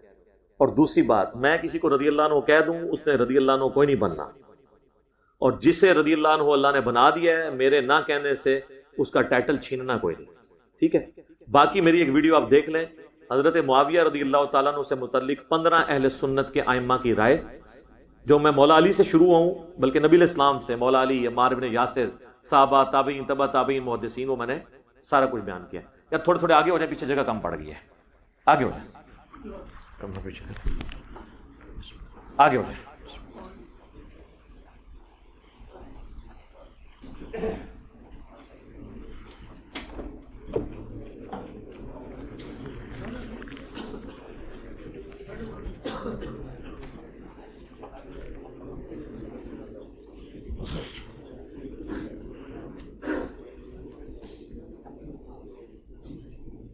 بولدا میں پہ بوتلاں اے خالی کر رہے ہیں، واہ واہ، اور گلاں کربلا دیاں کر رہے ہیں، واہ واہ۔ صلاۃ بر محمد وآل محمد، اللہم صلی علی محمد وعلی آل محمد۔ تعویذ اور دم کروانے کے بارے میں بتا دیں ٹھیک ہے یا نہیں؟ دیکھیں جی، خود اگر اپنے اوپر آپ نے دم کرنا ہے وہ تو سنت ہے، صحیح بخاری میں حدیث موجود ہے، نبی علیہ السلام رات کو سونے سے پہلے آخری 3 سورتیں معوذات، 3 پناہ دینے والی سورتیں، قل هو اللہ احد، قل اعوذ برب الفلق اور قل اعوذ برب الناس، یہ پڑھ کے 3 دفعہ اپنے ہاتھوں پہ پھونک کے پورے جسم پہ پھیرتے تھے، جس کو آپ دم بھی کہتے ہیں۔ اور اما عائشہ کہتی ہیں جب آپ علیہ السلام بیماری کے عالم میں تھے تو پھر میں یہ پڑھ کے آپ کے مبارک ہاتھوں پہ پھونک کے آپ کے ہاتھوں کو آپ کے جسم پہ پھیرتی تھی۔ کیا کمال بات ہے، حضرت عائشہ اپنے ہاتھوں پہ پھونک کے نہیں، حضور کے مبارک ہاتھوں پہ پھونک کے حضور کے ہاتھوں کو جسم پہ پھیرتی تھی، ظاہر ہے ان ہاتھوں کی بھی ایک برکت ہے۔ تو یہ معوذات، 3 پناہ دینے والی صورتیں، یہ ہیں اوریجنل سنت تعویذ، یعنی ان کو گلے میں نہیں لٹکانا، پریکٹیکلی دم کرنا ہے۔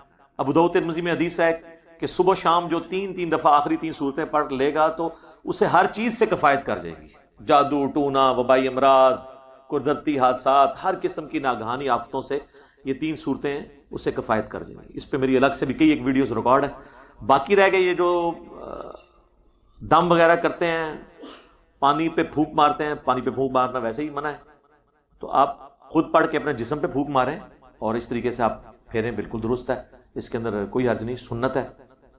اور صحیح بخاری میں آتا ہے کہ نبی صلی اللہ علیہ وآلہ وسلم حضرت حسن و حسین کو دم ڈالا کرتے تھے ان الفاظ کے ساتھ، اعیذکما بکلمات اللہ التامہ من کل شیطان وہامہ ومن کل عین لامہ، ہر قسم کے جو شیاطین ہیں، تکلیفیں ہیں، پریشانیاں ہیں، نظر جو لگ جاتی ہے اس کے اگینسٹ میں اللہ کے کلمات تامہ میں انہیں دیتا ہوں۔ اور ساتھ فرمایا کرتے کہ حضرت ابراہیم اپنے 2 بیٹوں کو بھی انہی الفاظ میں دم کرتے تھے جن الفاظ سے میں اپنے 2 بیٹوں کو کرتا ہوں۔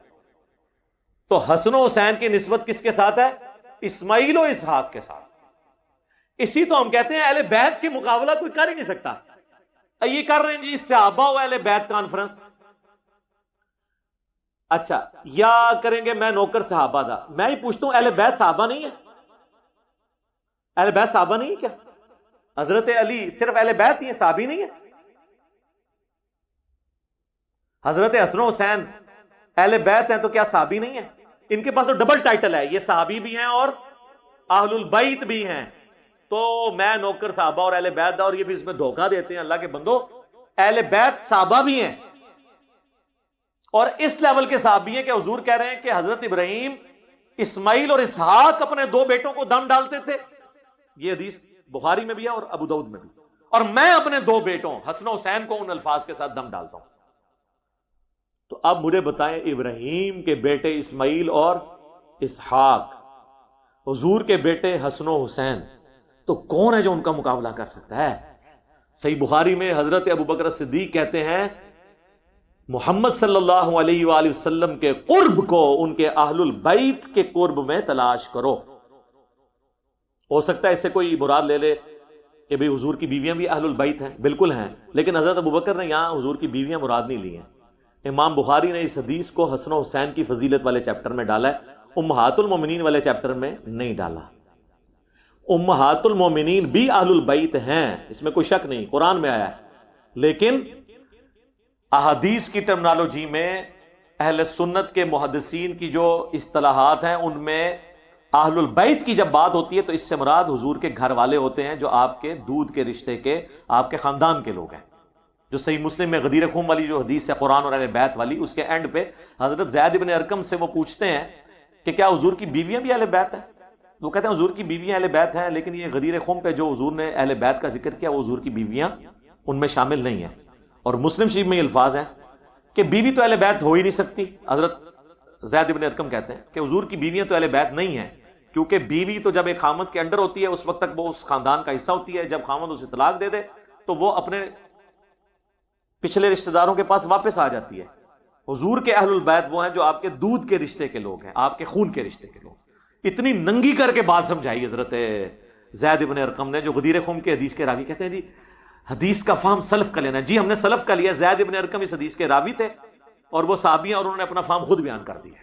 ان سے بڑا کون سلف ہے؟ اور پھر انہوں نے بتایا کہ اہل البیت ہیں آل علی، آل عقیل، آل جعفر اور آل عباس. یہ حضور کے جو خاندان کے لوگ ہیں. تو ان کا مقابلہ نہیں ہے. آپ مشکات بھی کھولیں 30 جلد میں چلے جائیں، صحابہ کے فضائل کا الگ چیپٹر ہے، امہات المومنین کا چیپٹر الگ ہے اور اہل البیت کا چیپٹر الگ ہے. حالانکہ امہات المومنین بھی اہل البیت ہیں، لیکن اس زمانے میں چونکہ وہ اتنا بڑا یہ کنفلکٹ نہیں تھا نا جو اب یہ فتنہ انہوں نے کھڑا کیا، ورنہ تو ان پہ بھی فتویٰ لگ جاتا رافضیت کا. ان کو پتا تھا کہ اہل البیت میں ہم نے امہات المومنین کی حدیثیں داخل نہیں کرنی. اہل البیت میں وہ حضور کے رشتہ داروں والی حدیثیں لے کے آئے ہیں، حسن و حسین والی، مولا علی والی، غدیر خم والی. ٹھیک ہوگا جی. تو یہ مجھ کو نظر لگ جانے کے بعد خواتین مرچ یا چینی جلاتی ہیں، برائے مہربانی رہنمائی فرما دیں. دیکھیں اس کے معاملے میں میرا موقف لینیٹ ہے. صحیح مسلم میں حدیث ہے جو تم میں سے اپنے بھائی کو نفع پہنچا سکتا ہے وہ پہنچائے. اور مسلم شریف میں ایک اور حدیث ہے تم اپنے زمانہ جہالیت کے دم بھی مجھ پر پیش کرو، اگر ان میں کوئی شرکیہ الفاظ نہیں تو انہیں ویسے ہی کرتے رہو. آپ کوئی بھی دم کر سکتے ہیں جو قرآن و سنت سے ثابت نہ بھی ہو، وہ آپ دم کر سکتے ہیں بشرطے کہ اس میں شرکی الفاظ نہ ہو. یہ نہ اس میں المدد شیخ عبد القادر جیلانی آ جائے، پھر فارغ ہے دم. دم وہ ہوگا جس میں شرکی الفاظ نہ ہو. تو اس طرح کے دم ہر جگہ یہ ایک طریقہ علاج ہے. تو وہ اگر اس طریقے سے مرچ وغیرہ کوئی وار کے اس میں سے اس طریقے سے وہ سر سے پھیر کے کر دیتے ہیں، کوئی اس میں حرج نہیں ہے. نہ اس میں کوئی ہندوؤں کی وہ مماثلت والا معاملہ آ جائے گا. طریقہ علاج جب ہوگا نا اس میں ہندو اور کچھ نہیں ہوگا. جیسے کہتے ہیں نا سید سنی اور شیعہ نہیں ہوتا، سید سید ہوتا ہے. تو ڈاکٹر بھی مسلمان یا ہندو نہیں ہوتا، وہ ڈاکٹر ہوتا ہے. وہ یہ نہیں کہتا کہ میرا مریض یہ سنی ہے، شیعہ ہے یا یہودی ہے یا عیسائی ہے. تو جو طریقہ علاج اس طریقے سے جو ٹیکہ ہوتا ہے اسے نہیں پتا ہوتا ہے کہ میں مسلمان کو لگ رہا ہوں جا کے یہ کافر کو لگ رہا ہوں. یا وہ جو نشتر تیار کیے جاتے ہیں یا سنی پلاسٹ، وہ فرقوں کے نام کے تلاش نہیں کیے، اس وقت نہیں کیے جاتے. ویسے آج تک کسی نے یہ پوچھا نہیں یار یہ ہو سکتا ہے کوئی نجدیوں کا بنایا وہی نہ ہو، کوئی رافضیوں کا بنایا ہوا سنی پلاسٹ نہ ہو. یہ پٹی ہو سکتی ہے کوئی یہود و نصارہ نے نہ بنائی ہو. تو وہ اس طرف کوئی نہیں جاتا. تو اس لیے آپ بھی علاج کے معاملے میں معاملہ ڈیفرنٹ ہے. ہمارے ہاں ایک اہل تشیع کا فرقہ ہے جو اذان میں اضافہ نہیں کرتا اور 5 ٹائم اذان ہوتے ہی خود اپنے آپ کو توحید والا اخباری کہلواتے ہیں. ذرا بتائیں یہ کون سا فرقہ ہے؟ میرے ان میں نہیں ہے. جہاں پہ بھی ہیں کوئی بھی اہل تشیع یا اہل سنت کے فرقے ہیں جو قرآن کی توحید کو مان رہے ہیں اور 5 نماز وقت کے ٹائم علیحدہ کرنا تو افضل ہے. 3 وقت میں کر کے 5 نمازیں پڑھنا وہ بھی جائز ہے. تو وہ توحیدی ہیں، تو ان سے آپ چیک کر لیں، ان سے پوچھیں کہ آپ کیا مرے ہوئے بزرگوں کو مدد کے لیے پکارنا اس کو ایاک نعبد و ایاک نستعین کی وائلیشن سمجھتے ہیں؟ تو پھر واقعی توحیدی ہیں. باقی توحید کانفرنس تو جلالی صاحب بھی کرتے ہیں اور سارے شرک کی قسمیں اس میں ثابت کرتے ہیں. کانفرنس کا نام ہوتا ہے توحید اور اس میں بیان یہ ہوتا ہے کہ بابوں کو پکارنے سے شرک نہیں ہوتا، مرے ہوئے بابے سے مانگنا شرک نہیں ہوتا. ایک ہی توحید بیان ہو رہی ہے. یہ تو اسی طریقے سے ہے کہ کانفرنس کا نام تو فضائل اہل بیت کانفرنس اور اس میں شیعوں کا رگڑا لگ رہا ہو اور ماتم کو کنڈیم کیا جا رہا ہو. بھئی آپ فضائل اہل بیت بیان کریں. جمعہ ہو محرم کا اور پڑھا رہے ہیں آپ فضائل یزید پہ. تو یہ وہ آپ ان سے ہی پوچھیں، مجھے اس کی کوئی ڈیٹیل نہیں پتا. کچھ لوگ میل ملاپ سے سرکاری گھروں کو سالوں خالی نہیں کرتے جبکہ انتظار میں بہت لوگ ہوتے ہیں. یہ حرام ہے میرے بھائی، یہ تو قبضہ ہے، یہ تو پوچھنے والی بات ہی نہیں. صحیح مسلم میں حدیث ہے گناہ وہ جو تیرے دل میں کھٹکے اور تو اس بات سے ڈر جائے کہ لوگوں کو اس بات کا پتہ نہ چل جائے. اب مجھے بتائیں جن لوگوں نے قبضے کیے ہیں سرکاری مکانوں پہ، اگر ان کا ٹکر جیو کے اوپر، دنیا ٹی وی پہ، ARY پہ چل جائے تو یہ کسی کو منہ دکھانے کے قابل اپنے محلے میں نہیں رہیں گے. ایسا ہی ہوگا نا. تو گناہ وہ جو تیرے دل میں کھٹکے اور تو ڈرے کہ لوگوں کو نہ پتہ چل جائے، اس کا مطلب وہ گناہ کر رہا ہے. اور دوسری حدیث جو جامعہ ترمذی میں ہے، حسن ابن علی کہتے ہیں کہ مجھے نبی علیہ السلام نے یہ وصیت کی تھی کہ حسن جو چیز تمہیں شک میں ڈال دے اسے چھوڑ دینا. سچائی اطمینان عطا کرتا ہے اور جھوٹ جو ہے وہ انسان کو بے سکونی دیتا ہے. تو یہ مجھ سے نہ پوچھا کریں، آپ خود ہی اپنے آپ سے پوچھ لیا کریں، آپ کو پتہ چل جائے گا. علی بھائی آپ نے ایک لیکچر میں بتایا کہ ولی کی اجازت کے بغیر لڑکی کا نکاح باطل ہے، پر ڈیڈ پتہ نہیں کیا لکھا ہے، پریڈ سال سے اس کا جواب نہیں آیا. پر 1.5 سال سے 1.5 لکھا ہے، آگے یہ بھی پاؤ نا. میں تو ڈیڈ پردہ رہا ہوں. اب جس کی ہو گئی ہے وہ کیا کرے؟ میں نے میرے بھائی اس کا جواب میں نے اس میں دیا ہوا ہے, جس کی ہو گئی ہوئی ہے تجدید نکاح کر لے دوبارہ سے, اس کے لیے کوئی بہت بڑا فنکشن کرنے کی ضرورت نہیں ہے, چند بس 2 گواہوں کی ضرورت ہے, چاہے اپنے بیٹے بیٹی کو ہی گواہ بنا لے, اس میں اپنے کسی قریبی رشتہ دار کو ایجاب و قبول کر لیں, 2 گواہوں کی موجودگی میں حاکم اربال آپ کو نیا دینا پڑے گا, وہ آپ اپنا آپس میں طے کر لیں, تجدید نکاح کر لیں, بات ٹھیک ہے, پرانا جو ہوا وہ معاف انشاءاللہ. اگر مولا علی کا مطلب سردار آقا ہے تو کیا حضرت علی تمام انبیاء کے بھی سردار ہوئے جیسے کہ ہمارے شیعہ بھائی کہتے ہیں؟ شیعہ بھائی بالکل غلط کہتے ہیں, اس طرح نہیں ہے. نبی علیہ السلام نے اس طرح کی کوئی تعلیم نہیں کی ہے کہ آپ انبیاء اکرام کو تخت مشق بنانا شروع کر دیں. اس حوالے سے انبیاء کے مرتبے کو کوئی نہیں پہنچ سکتا. دیکھیں جو یہ حدیث ہے بخاری اور مسلم دونوں میں کہ علی کی میرے ساتھ وہی نسبت ہے جو ہارون کی موسیٰ کے ساتھ, مگر میرے بعد کوئی نبی نہیں. نبی علیہ السلام نے کلیئر کٹ کہہ دیا کہ اب نبی کوئی نہیں آنا. تو حضرت علی کی فضیلت ریزیمبلنس میں تو ویسی ہے کہ جس طرح ہارون علیہ السلام حضرت موسیٰ کے سپورٹر تھے, حضرت علی حضور کے سپورٹر ہیں. اور یہ اسپیسیفکلی تو آیا تھا, بخاری میں ہی آتا ہے, غزوہ تبوک کے موقع پر نبی علیہ السلام نے پیچھے مدینے پہ حضرت علی کو چھوڑ دیا تھا, اور وہ رونا شروع ہو گئے کیونکہ یہ پہلی اور آخری جنگ تھی جس میں حضرت علی نبی علیہ السلام کے ساتھ نہیں تھے. تو پھر آپ نے ان کو تسلی دینے کے لیے کہا کہ جس طرح حضرت ہارون تھے نا, یعنی نبی علیہ السلام نے وہ مثال دی کہ موسیٰ علیہ السلام جب کوہ طور پہ گئے تھے تو پیچھے پوری امت کے اوپر رکھوالی کے طور پر حضرت ہارون کو چھوڑ گئے تھے, میں تمہیں چھوڑ کے جا رہا ہوں. اتنی بڑی فضیلت بیان اس لیے کی کہ حضرت علی کے لیے تسلی کا باعث ہو. وہاں پہ بھی آپ نے ساتھ کہا مگر میرے بعد نبی کوئی نہیں ہے. نبوت والا معاملہ ختم. اب چونکہ ختم نبوت ہو چکی بھی ہے, نبی علیہ السلام آخری نبی ہیں, اگر ختم نبوت نہ ہوئی ہوتی تو حضرت علی بھی نبی بن سکتے تھے, لیکن اب یہ ختم نبوت والا معاملہ ہو چکا, اب نبی کسی نے نہیں بننا. اس اعتبار سے حضور کے سپورٹر ضرور ہیں, باقی شیعہ کا موقف اس حوالے سے بالکل باطل ہے, غلط ہے. اس کے لیے وہ جتنی وہ لاجکس پیش کرتے ہیں نا وہ بالکل غلط ہے. وہ اگر آپ لاجکس بنانی شروع کریں گے تو پھر معاملات آگے ملٹی پلائی ہوتے جائیں گے, اس کا کوئی اینڈ نہیں ہوگا. علم الکلام سے نہیں آپ نے چلنا, یہ دین کی دنیا ہے, علم کی دنیا ہے, یہاں پہ آپ نے یعنی دلائل کے ساتھ معاملات کو لے کے چلنا ہے. میری اس کے اوپر ویڈیو بھی ریکارڈ ہے, کیا حضرت علی جو ہے انبیاء سے افضل ہے, وہ آپ دیکھ لیجیے. محترم استاد علی بھائی, کافی جگہ پڑھا ہے کہ شہید کو موت کی تکلیف ایسی ہوتی ہے جیسے بس کانٹا چبھنے کی, تو ظاہری طور پر اس کی کیفیت بھی کافی خوفناک لگتی ہے, برائے مہربانی وضاحت فرما دیں. میرے بھائی تکلیف جسم کو تو ہونی ہے, ظاہر ہے, نبی علیہ السلام سے زیادہ کسی تکلیف ہوئی ہے؟ صحیح بخاری مسلم دونوں میں حدیث ہے, اما عائشہ کہتی ہیں جب سے میں نے حضور علیہ السلام کو موت کی تکلیف میں دیکھا ہے نا, تو اب میں کسی کی موت کے وقت تکلیف پہ اس پہ تعجب نہیں کرتی ہوں. تکلیف سے تو گزرنا پڑتا ہے, ظاہر ہے جسم کو جب بھی کوئی کٹ لگے گا اسے تکلیف تو ہوگی, وقتی طور پہ تو ایک معاملہ ہوتا ہے. باقی یہ وہ جو چیونٹیوں والی اس طرح کی باتیں تو ظاہر ایک جذباتی باتیں لوگوں میں مشہور ہیں, تکلیف سے تو گزرتا ہے. لیکن یہ بات درست ہے صحیح مسلم میں کہ جنت میں جانے کے بعد جنتی کبھی بھی دنیا میں آنے کی خواہش نہیں کریں گے سوائے شہید کے. وہ اللہ سے تمنا کرے گا کہ مجھے دنیا میں دوبارہ بھیجا جائے, میں تیرے لیے لڑوں, مارا جاؤں. کیوں کہ اس کا ویلکم ایسا ہوتا ہے کہ پھر وہ ساری تکلیفیں بھول جاتا ہے. بخاری مسلم میں حدیث ہے, میری خواہش ہے میں اللہ کی راہ میں قتل کیا جاؤں, پھر زندہ کیا جاؤں, پھر قتل کیا جاؤں, پھر زندہ کیا جاؤں, پھر قتل کیا جاؤں, پھر زندہ کیا جاؤں, پھر قتل کیا جاؤں. تکلیف سے تو گزرتے ہیں. اور باقی جسم کا تڑپنا یہ ضروری نہیں ہوتا آپ تکلیف میں ہو, کیونکہ آپ کو پتہ ہی ہے جب انستھیزیا دیا جاتا ہے بندے کو, معاملات سن کر دیے جاتے ہیں, تو وہ آپریشن کے دوران اس چیز کی تکلیف نہیں ہوتی. اس طرح جب انکانشیس بندہ ہو جاتا ہے نا, تو اس کا جسم کا تڑپنا اس چیز کی نشانی نہیں ہے کہ وہ اس تکلیف سے بھی گزر رہا ہے. ہمارے یہاں پہ ایک جاننے والے بھائی ہیں, وہ میلاد کے جلوس میں نا جھنڈے لگا رہے تھے ایک ٹرانسفارمر کے پاس, انہوں نے جب جھنڈا لگایا تو ان کو بجلی کا شاک لگا, وہ دھڑم سے اوپر سے نیچے گرے. تقریباً 22 دن تک وہ کومے میں رہے. 22 دن کے بعد وہ آپ سمجھ لیں کہ موت کے منہ سے واپس آئے. تو میں نے ان سے پوچھا, کہتے مجھے تو پتہ ہی نہیں, مجھے لگتا ہے میں سویا تھا, میں جاگ گیا ہوں, مجھے وہ پورے 22 دن کا کوئی پتہ نہیں ہے. جب انسان انکانشیس ہو جاتا ہے, جسم کی تکلیف ہونا ایک اور چیز ہے, اس کو محسوس کرنا اور چیز ہے. تو کوئی اگر تڑپ رہا ہے اس کا یہ مطلب نہیں کہ اس کو تکلیف محسوس بھی ہو رہی ہے, اگر وہ انکانشیس ہو چکا ہوا.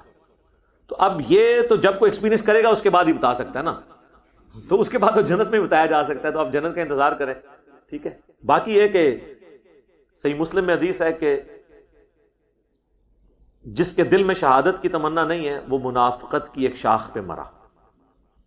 تو مسلمان کے دل میں تو شہادت کی تمنا ہونی چاہیے. مرنا تو ہے انسان نے, تو اگر اللہ کے لیے مرے تو اس سے اچھی بات اور کیا ہو سکتی ہے.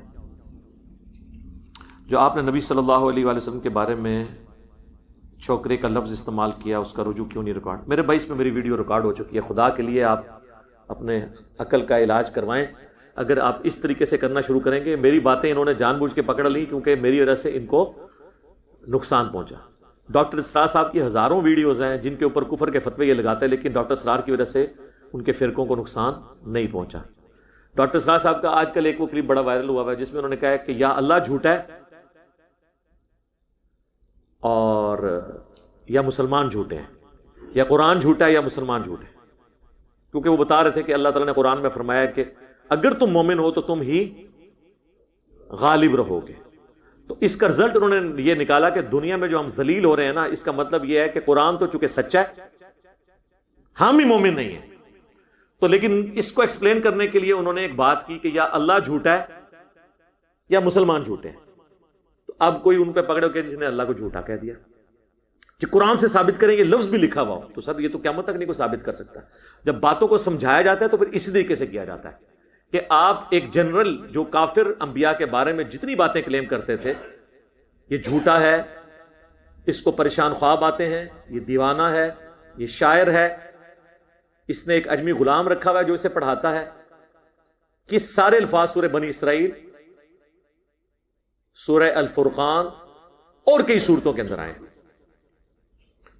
لیکن جب یہ ہم الفاظ ریپیٹ کرتے ہیں تو ہم کہتے ہیں نقل کفر, کفر نہ باشد. کفر کی نقل کرنا کفر نہیں ہوتا. تو یہ میں نے لفظ نہیں استعمال کیے تھے, میں نے کہا کہ کافر نبی علیہ السلام کو یہ اسٹیٹس دیتے تھے. قرآن میں آیا نا کہ نبی کو اس طرح پہچانتے ہیں جس طرح اپنے بچوں کو پہچانتے ہیں, لیکن پھر بھی انکار کرتے تھے.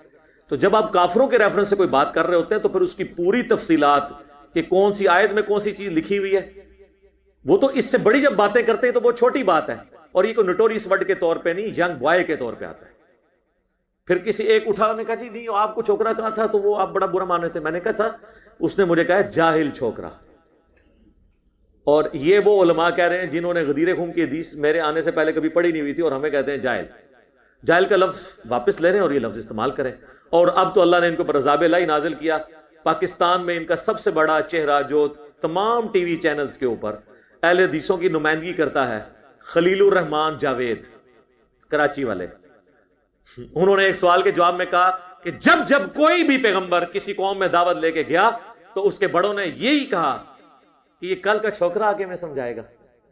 تو اس لیے کہ وہ خلیل الرحمان جاوید صاحب اردو لنگوسٹک کو جانتے ہیں, وہ اردو سپیکنگ ہے. اب میں ہے تو پنجابی ہوں لیکن میں نے 70.5 من اردو سیکھی ہوئی ہے, ٹھیک ہے نا. میری اردو سپیکنگ کے لوگوں سے بھی اچھی ہے الفاظ کے اعتبار سے. تو یہ اردو لنگوسٹک میں اس طریقے سے گفتگو کی جاتی ہے. وہ اللہ کی غیبی تائید آئی, وہ ان کی ویڈیو ریکارڈ ہو گئی, ہم نے اس کو جوڑ کے تو لگا دیا ہے. اب تو ہونا چاہیے تھا جو میرے خلاف پراپوگنڈا کر رہے ہیں وہ پہلے تو اپنے گھر کی صفائی کریں. جو ہم عمران خان صاحب کو کہتے ہیں کہ نون لیگ کے بدماشوں کو تو بعد میں پکڑیں, پہلے تو پی ٹی آئی کے بدماش اندر کریں نا. تو خلیل الرحمان جاوید نے تو 1,24,000 پیغمبر کم و بیش ان سب کے بارے میں یہ لفظ استعمال کیا, لیکن میری ڈاکٹرن میں نہیں.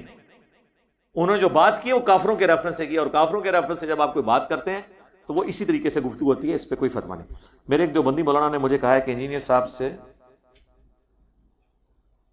زید النار کے متعلق پوچھنا جنہوں نے مدینے میں آگ لگائی. پتہ نہیں جی, میرے علم میں نہیں ہے جی اس کے کون سا واقعہ ہے یہ. اگر کوئی امام نمازی سے ناراض ہو تو کیا اس کی نماز امام کے پیچھے ہو جائے گی؟ جی درست ہے, نماز تو ہو جائے گی, لیکن ترمذی میں ایک حدیث ہے نبی علیہ السلام نے فرمایا کہ وہ امام خائن ہے جب وہ اپنے لیے دعا کرنے لگے اور اپنے مقتدیوں کو بھول جائے. اس سے وہ اجتماعی دعا ثابت کر رہے ہوتے ہیں نا. اجتماعی دعا کا ذکر نہیں سر, وہ یہ ہے کہ جو, اور وہ اس میں صرف امام مسجد کا ذکر نہیں ہے, وہ بیسیکلی کسی قوم کی امامت, یعنی کوئی قوم کا سردار ہے, لیڈر ہے. ایون جب میں بھی اب ایک دعوت لے کے چل رہا ہوں تو میرے اسٹوڈنٹس ہیں, میں بھی خائن ہوں کہ اگر میں اکیلا اپنے لیے دعا کروں اپنے اسٹوڈنٹس کے لیے نہ کروں تو خائن ہوں. جامع ترمذی میں حدیث ہے, اس کے تحت آپ نے دعا کرنی ہے.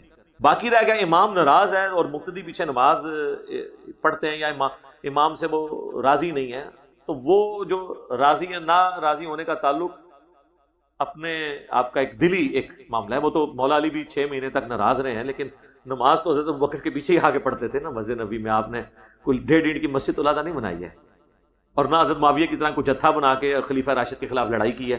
بعض لوگ جو ہے نا وہ کہتے ہیں جی دیکھیں جی اگر حضرت معاویہ نے حضرت علی کی بیعت نہیں کی ہے تو وہ واجب القتل ہے، تو حضرت علی نے بھی تو حضرت ابوبکر کی بیعت نہیں کی ہے. یہ مسئلہ نہیں ہے، بیعت نہ کرنے سے واجب القتل کوئی نہیں ہوتا.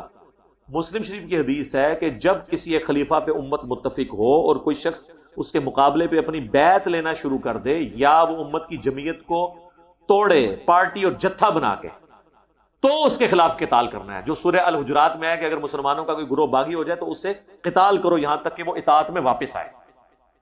تو حضرت علی نے اگر 6 مہینے بخاری مسلم میں آتا ہے سقیفہ بنی ساعدہ کی وجہ سے حضرت ابوبکر کی بیعت نہیں کی ہے، تو لیکن کہیں نہیں ہے کہ انہوں نے کوئی فوج بنائی ہو، جتھا بنایا ہو.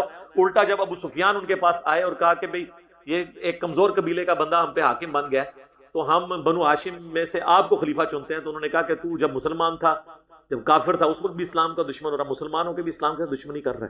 اب جو ہونا تھا ہو چکا ہے.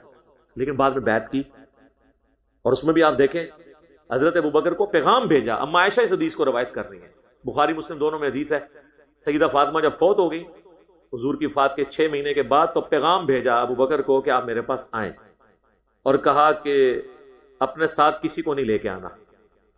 حضرت عائشہ نے اس کی تشریح کی کہ حضرت علی اس چیز کو اچھا نہیں سمجھتے تھے کہ وہ حضرت عمر کو ساتھ لے کے آئیں حضرت ابوبکر. ظاہر ہے ان کی مزاج میں ایک تیزی تھی.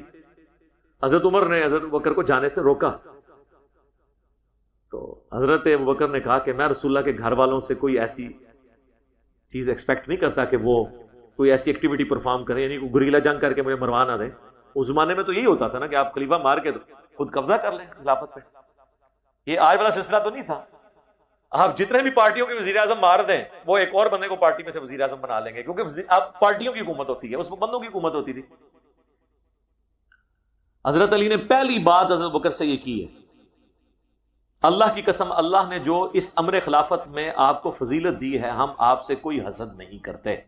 البتہ اہل بیت رسول ہونے کے ناطے کیا ہمارا یہ حق نہیں تھا کہ آپ ہمیں اس مشورے میں شامل کرتے؟ اس پہ حضرت بکر نے رونا شروع کر دیا.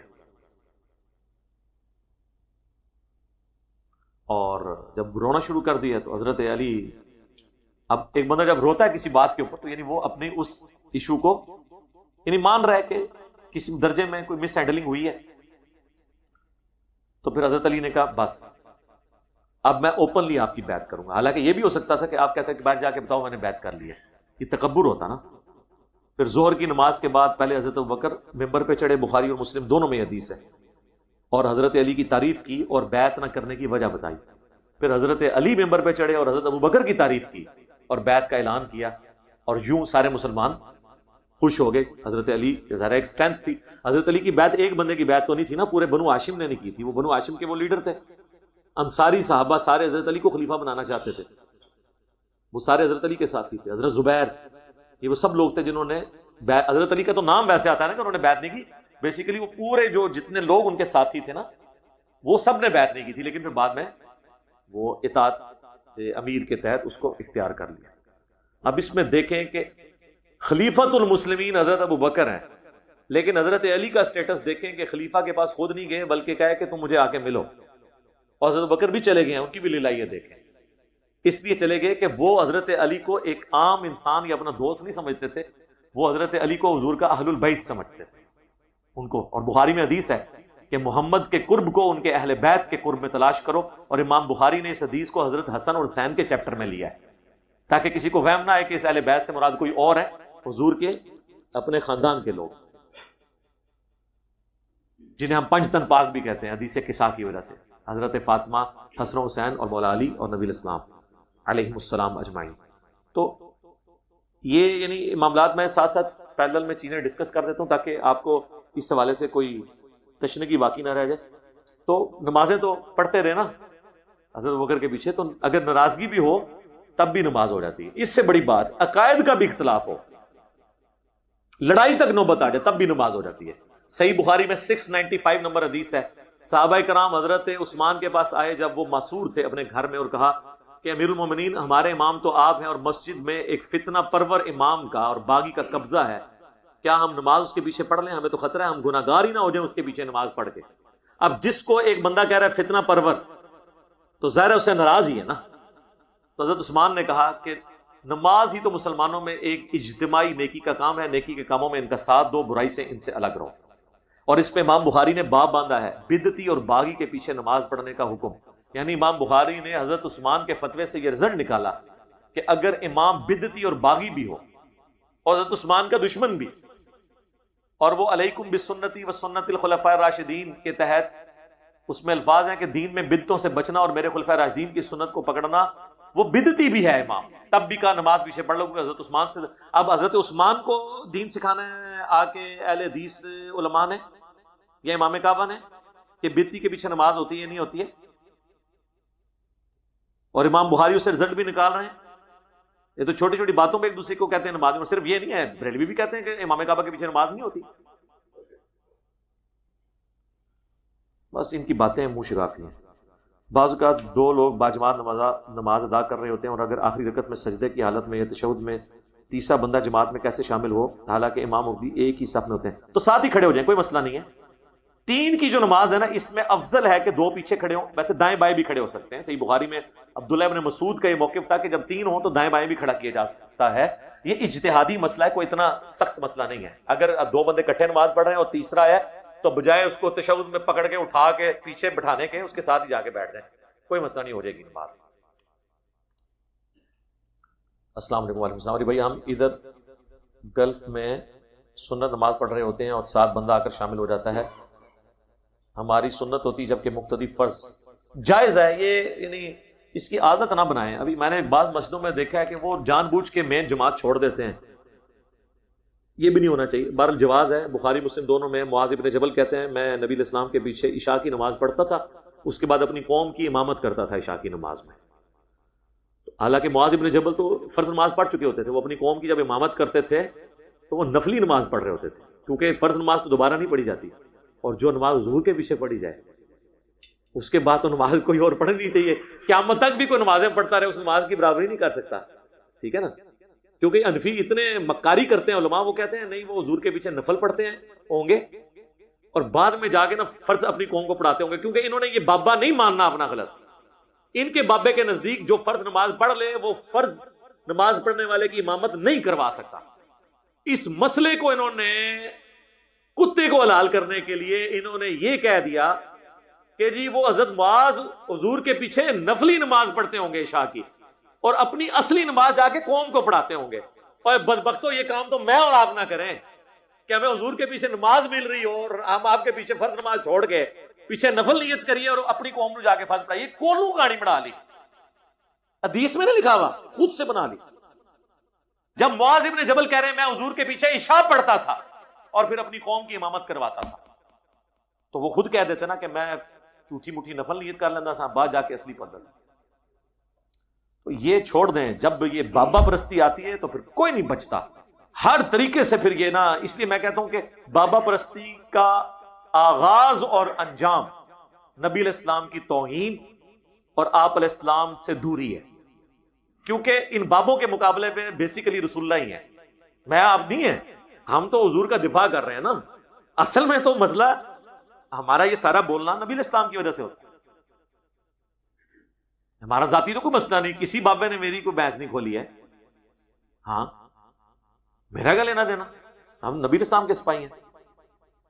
قرآن پاک ایمان اور ساری زندگی اطاعت کی بات کرتا ہے۔ ایک شخص ساری زندگی اللہ کی نافرمانی میں گزار کر صرف ایک بار کلمہ پڑھ کے جنت میں کیسا چلا جائے گا؟ کس نے کہا آپ کو جنت میں چلا جائے گا؟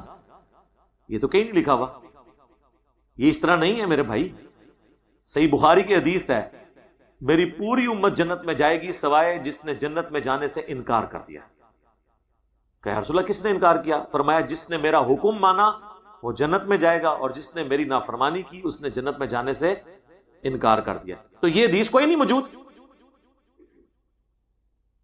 یہ جو کہا گیا جس نے ایک دفعہ بھی لا الہ الا اللہ کہا تو وہ اس کی برکت بتائی جا رہی ہے کہ لا الہ الا اللہ جنت میں جانے کا ایک ٹکٹ ہے، لیکن اگر کسی نے کوئی برے اعمال کیے ہیں تو وہ اپنی سزا بھگتے گا، اور اگر وہ برے اعمال اس بڑی نوعیت کے ہیں کہ موت کے وقت اس کے منہ سے کلمہ کفر نکل گیا اور وہ ایمان کی حالت میں دنیا سے نہیں گیا، ساری چیزوں کو جمع تفریق کرنا ہے نا، خالی ایک طرف سے رزلٹ نہیں نکال دینا.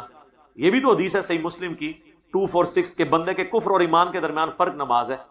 جامعہ ترمذی میں حدیث ہے منافقین اور مومنین کا فرق نماز ہے, جس نے جان بوجھ کے نماز چھوڑ دی اس نے کفر کیا. اور جامعہ ترمذی میں عبداللہ بن شقیق تابعی کا قول ہے کہ صحابہ اکرام تارک الصلاح نماز چھوڑنے والے کی تکفیر کرتے تھے, اسے کافر کہتے تھے. تو بے نمازی تو ہو گیا کافر. یہاں تو جس کی شادی نہ ہوئی ہو لوگ پوچھتے ہیں جی انہیں پوری زندگی بیاہ نہیں کیتا تھا, جنازہ ہو جائے گا. اور جنہیں پوری زندگی نماز نہیں پڑھی اس کے جنازے کی تو پہلی سب میں تو کھڑا ہوتا ہے, کیونکہ وہ وہاں کا سب سے بڑا ڈان ہوتا ہے یا پولیٹیکل لیڈر ہوتا ہے. اس وقت تجھے خیال نہیں آیا کہ اس نے تو کبھی نماز نہیں پڑھی, اور پڑھی بھی تو نفلی نماز عید کی نماز فرض نہیں ہے, نفلی نماز. اور قرآن کا فتویٰ وَأَقِيمُوا الصَّلَاةَ وَلَا تَكُونُوا مِنَ الْمُشْرِكِينَ, اور نماز کو قائم کرنا اور دیکھنا مشرک نہ ہو جانا. جس نے نماز چھوڑی اس کا کبھی نہیں کسی نے پوچھا کہ اس کا جنازہ پڑھے یا نہ پڑھے.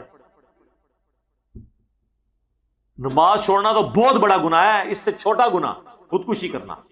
صحیح مسلم میں حدیث ہے خودکشی والے کا جنازہ لایا گیا, آپ فرمایا میں نہیں جنازہ پڑھوں گا, تم پڑھ کے دفنا دو. اتنا غصے کا اظہار, یعنی ٹوٹل برا کر دو.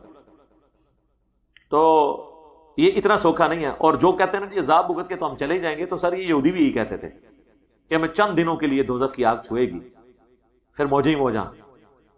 اس طرح نہیں ہے, پتہ نہیں کتنے لاکھوں سال اعوذ باللہ تعالیٰ جلنا پڑے. اور جسے کوئی ہے نا تو وہ 1 منٹ کے لیے صرف موم بتی پہ یوں ہاتھ رکھے. بخاری و مسلم کی حدیث ہے کہ آخرت کی آگ دنیا سے 70 گنا تیز ہے. دنیا کی آگ میں تو آپ 70 سیکنڈ کے لیے موم بتی پہ ہاتھ نہ رکھ سکیں, ادھر آپ نے کون سا ٹارزن بن جانا ہے کہ 70 گنا تیز آگ کو آپ ہزاروں سال کے لیے برداشت کریں گے. چھڑ دو, کہانی ختم, یہ چھڑ دو, ان چیزوں باہر نکلو. سورہ الفرقان کی آیت ہے کہ جہنم ایک لمحے کے لیے بھی گزارنے کے لیے بری جگہ ہے اور ہمیشہ کے لیے بھی بری جگہ ہے. مسلم شریف میں حدیث ہے کہ دنیا میں جس شخص نے عیاشی کی زندگی گزاری ہوگی, اللہ فرشتوں سے کہا ذرا اسے ایک جہنم کا پھیرا لگواؤ. ایک پھیرا لگے گا, اللہ پوچھے گا دنیا میں کوئی آسائش دیکھی, کہے گا تیری عزت کی قسم میں نے دنیا میں کوئی زندگی کا حصہ سکون سے نہیں گزارا. وہ اپنی پوری عیاشی بھول جائے گا اس ایک پھیرے پہ. اور اسی حدیث میں ہے کہ پھر ایک غریب شخص کو اللہ تعالیٰ کہے گا کہ فرشتوں سے اسے جنت کا پھیرا لگواؤ. اور جنت کا ایک پھیرا لگائے گا, اللہ پوچھے گا دنیا میں کوئی تکلیف آئی تھی تجھے, کہ اللہ کوئی تکلیف نہیں آئی تھی. یعنی کہ اگر مجھے یہ کچھ ملنا تھا تو وہ تکلیف تو میں بھول گیا. اللہم انا نسألک جنت الفردوس مع النبیین والصدیقین والشہداء والصالحین.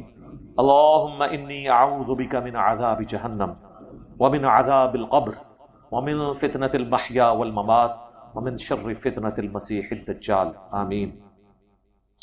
ہمارے علاقے میں مشہور ہے کہ آپ جماعت المسلمین کے میڈیا سیل کے نمائندہ ہیں. آپ کے جماعت المسلمین کے بارے میں کیا خیال ہے؟ اچھا جی, یہ ٹائٹل بھی رہ گیا تھا, باقی تو سارے ٹائٹل لگے ہیں. وہ ایک رافضی غالی بیٹھا ہوا ہے امریکہ کے اندر, وہ مجھے ناسبی کہتا ہے. یہاں کے پاکستان کے جتنے ناسبی ہیں وہ مجھے رافضی کہتے ہیں. اچھا جی, ایک اہل حدیث عالم نے مجھے کہا کہ یہ دیوبندی ہے, ٹھیک ہے جی. کسی نے کہا قادیانی ہے, اور یہ ایک الزام رہ گیا تھا جماعت المسلمین. چلو جی یہ بھی ہے.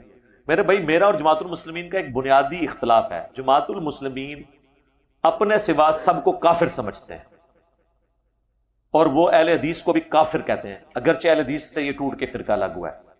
دیوبندیوں کو وہ کافر کہتے ہیں, بریلویوں کو کافر کہتے ہیں, اس لیے کہ وہ کہتے ہیں کہ انہوں نے اپنے ناموں کے ساتھ یہ چیزیں لگائی ہیں, بریلوی, دیوبندی, اہل حدیث, شیعہ. اور اللہ نے ہمارا نام رکھا ہے مسلمان. یہ بات تو ٹھیک ہے, مسلم تو رکھا اللہ نے نام, لیکن اگر کسی نے اپنے ساتھ یہ تخلص لگا لیے, اس کی وجہ سے کفر اسلام کا مسئلہ نہیں. اب زیادہ زیادہ ان کو کہیں کہ ان سے بدعت کی ہے انہوں نے, یہ نہیں کرنا چاہیے, وہ ہم بھی کنڈیم کرتے ہیں, لیکن وہ اس بنیاد کے اوپر ان سب کو کافر کہتے ہیں, نہ ان کا جنازہ پڑھتے ہیں. اگر آپ کو یقین آئے تو عثمان بھائی سے پوچھ لیں, وہ بھی جماعت المسلمین میں تھے.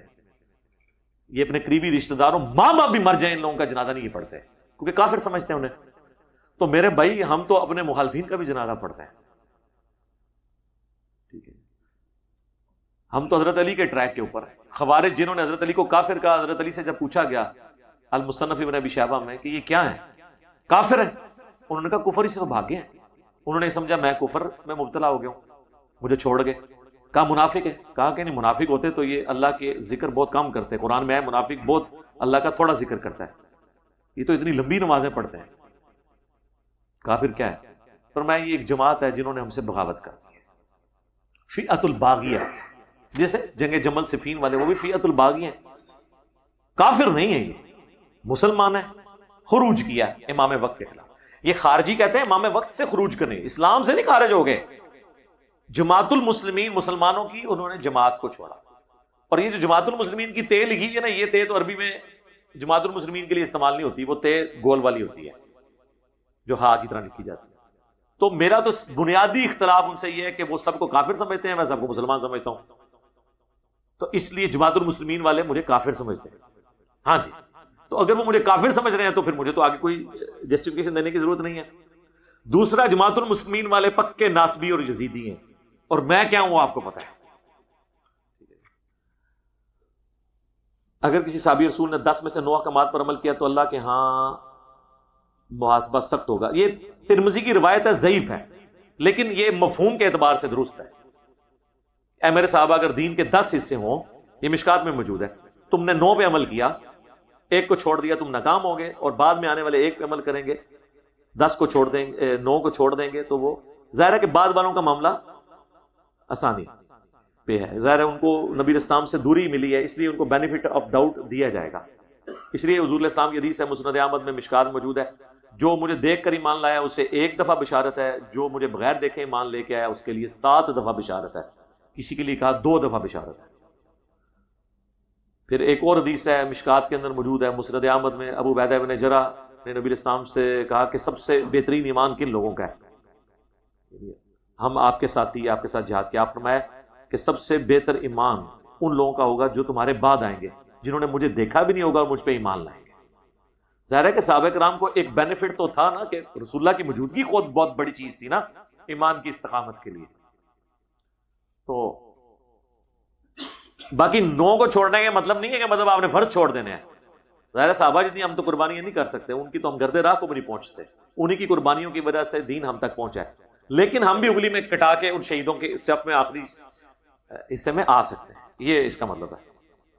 لے پالک اولاد کو اگر والد زبانی وصیت کر گیا ہو، زبانی وصیت آج کل کوئی حیثیت نہیں ہے. آپ کے رشتہ دار پیچھے کر نیکی آپ کے ساتھ کر دیں، لہٰذا بات ہے زبانی کوئی وصیت نہیں ہوتی ہے. شریعت میں ہوتی ہے، قانوناً نہیں ہوتی. ورنہ تو ساری زبانی کلامی تو مرے ہوئے ماں باپ کے انگوٹھے لگوا دیتے ہیں. اس لیے کیوں مانگے کوئی مانے گا؟ لے پالک اولاد کے لیے وصیت خود کر دینی چاہیے ماں باپ کو، کیونکہ انہیں وراثت میں حصہ نہیں ملے گا. تو ماں باپ کا کام ہے انہیں مرنے سے پہلے ہی بتا دیں، ان کی زندگی میں گفٹ کر دیں ان کو 1/3 مال، یا یہ کہہ دیں میرے مرنے کے بعد اسے ملے. بالکل. میرا سوال ہے کہ میں نے کئی بار رسول اللہ صلی اللہ علیہ وسلم کی زیارت کی، مگر میں جس سے بات کرتا ہوں میں نے خواب دیکھا، پھر دوسرا آدمی کہتا ہے کہ بات کسی کو نہ بتانا، لوگ یقین نہیں کریں گے، اللہ معاف کرے. میں نبی اسلام کو میرے بھائی اس میں سے آپ نے نکالنا کیا ہے؟ کوئی شخص حضور کو خواب میں دیکھ لیتا ہے تو یہ مطلب نہیں کہ وہ صحابی ہو گیا. پہلی تو بات یہ ہے، اس میں سے نکالنا آپ نے کیا ہے؟ نبی اسلام کی خواب میں زیارت یہ بھی اس بات کی بھی دلیل نہیں ہے کہ وہ شخص نیکی کے راستے پہ چل رہا ہے، یہ بھی اس میں سے کوئی نہیں نکلتا. یہ ایک اعزاز ہے جس طرح اور اعزازات ہیں. اس سے تو نہ تو اس کی نماز کی کوئی معافی ہو جانی ہے، نہ اس کو کوئی جنت کا ٹکٹ مل جانا ہے. دین وہی ہے جو نبی اسلام 1400 سال پہلے بیان کر گئے ہیں. کوئی دین میں نئی بات آپ نے ایڈ نہیں کرنی خواب میں آ کے.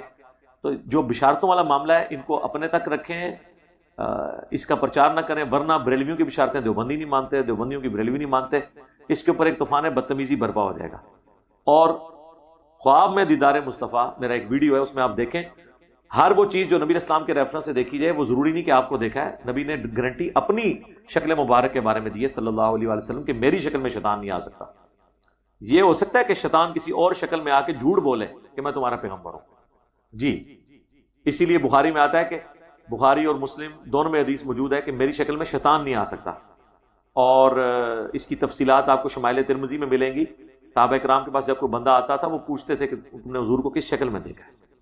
ہمارے یہاں پہ ایک جاننے والے بھائی تھے، وہ کہتے ہیں جی میں نے اپنی جوانی میں حضور علیہ السلام کو دیکھا تھا، بس اس دن میں تبلیغی جماعت میں چلا گیا، مجھے اشارہ ہوا تھا. میں نے کہا کیا دیکھا؟ کہتے ہیں جی سفید داڑھی، سفید پگڑی اور سفید کپڑے. وہ تبلیغی جماعت کے کوئی بزرگ دیکھے ہوں گے آپ نے. بھائی نبی علیہ السلام کی تو داڑھی سفید ہوئی نہیں ہے. اب چونکہ ہمیں بچپن سے یہ ایک دماغ میں ڈال دیا نا، اب ہم جب بھی حضور علیہ السلام کو دیکھیں گے اس طرح ہی دیکھیں گے جو ہم نے سوچا ہے.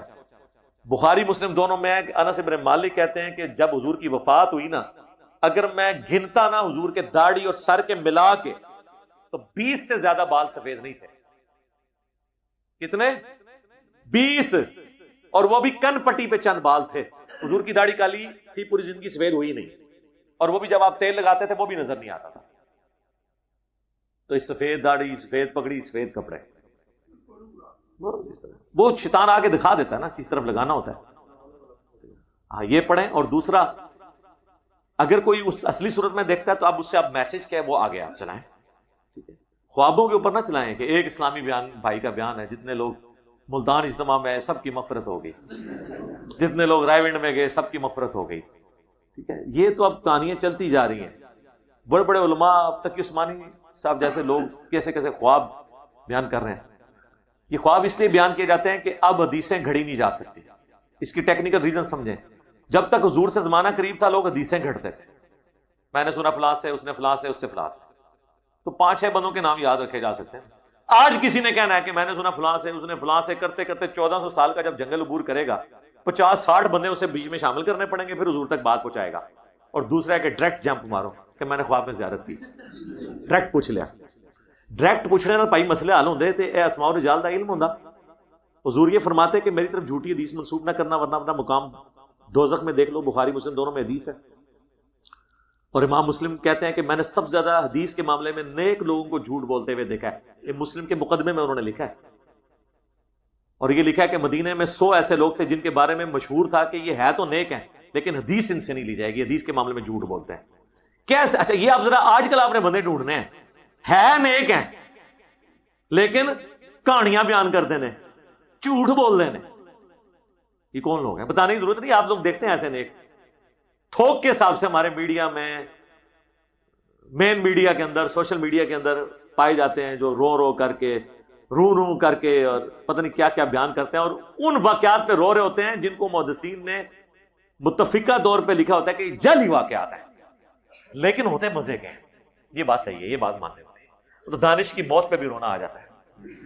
لوگ کہتے ہیں آنسو نکل آتے ہیں، تو یہ دلیل ہے کہ اس نے جو بات بیان کی ہے وہ دل نو جا کے لگی ہے. سرکار تسی اللہ دے بندے ہو، تسی کوئی ٹریجک فلم ہی ویکھ لو نا، اودے وچ بھی دل نو جا کے گل لگدی ہے، جڑے ایکٹنگ کر کے رو رہے ہوندے نے.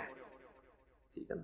تو یہ سب کچھ اگر وہ ایکٹنگ کر رہے ہیں، یہاں پہ بھی لوگ ایکٹنگ کر رہے ہوتے ہیں. آپ دیکھیں رونے دھونے کا اس سے کوئی تعلق نہیں ہے. رونے سے کسی کی بات سچی نہیں ہو سکتی.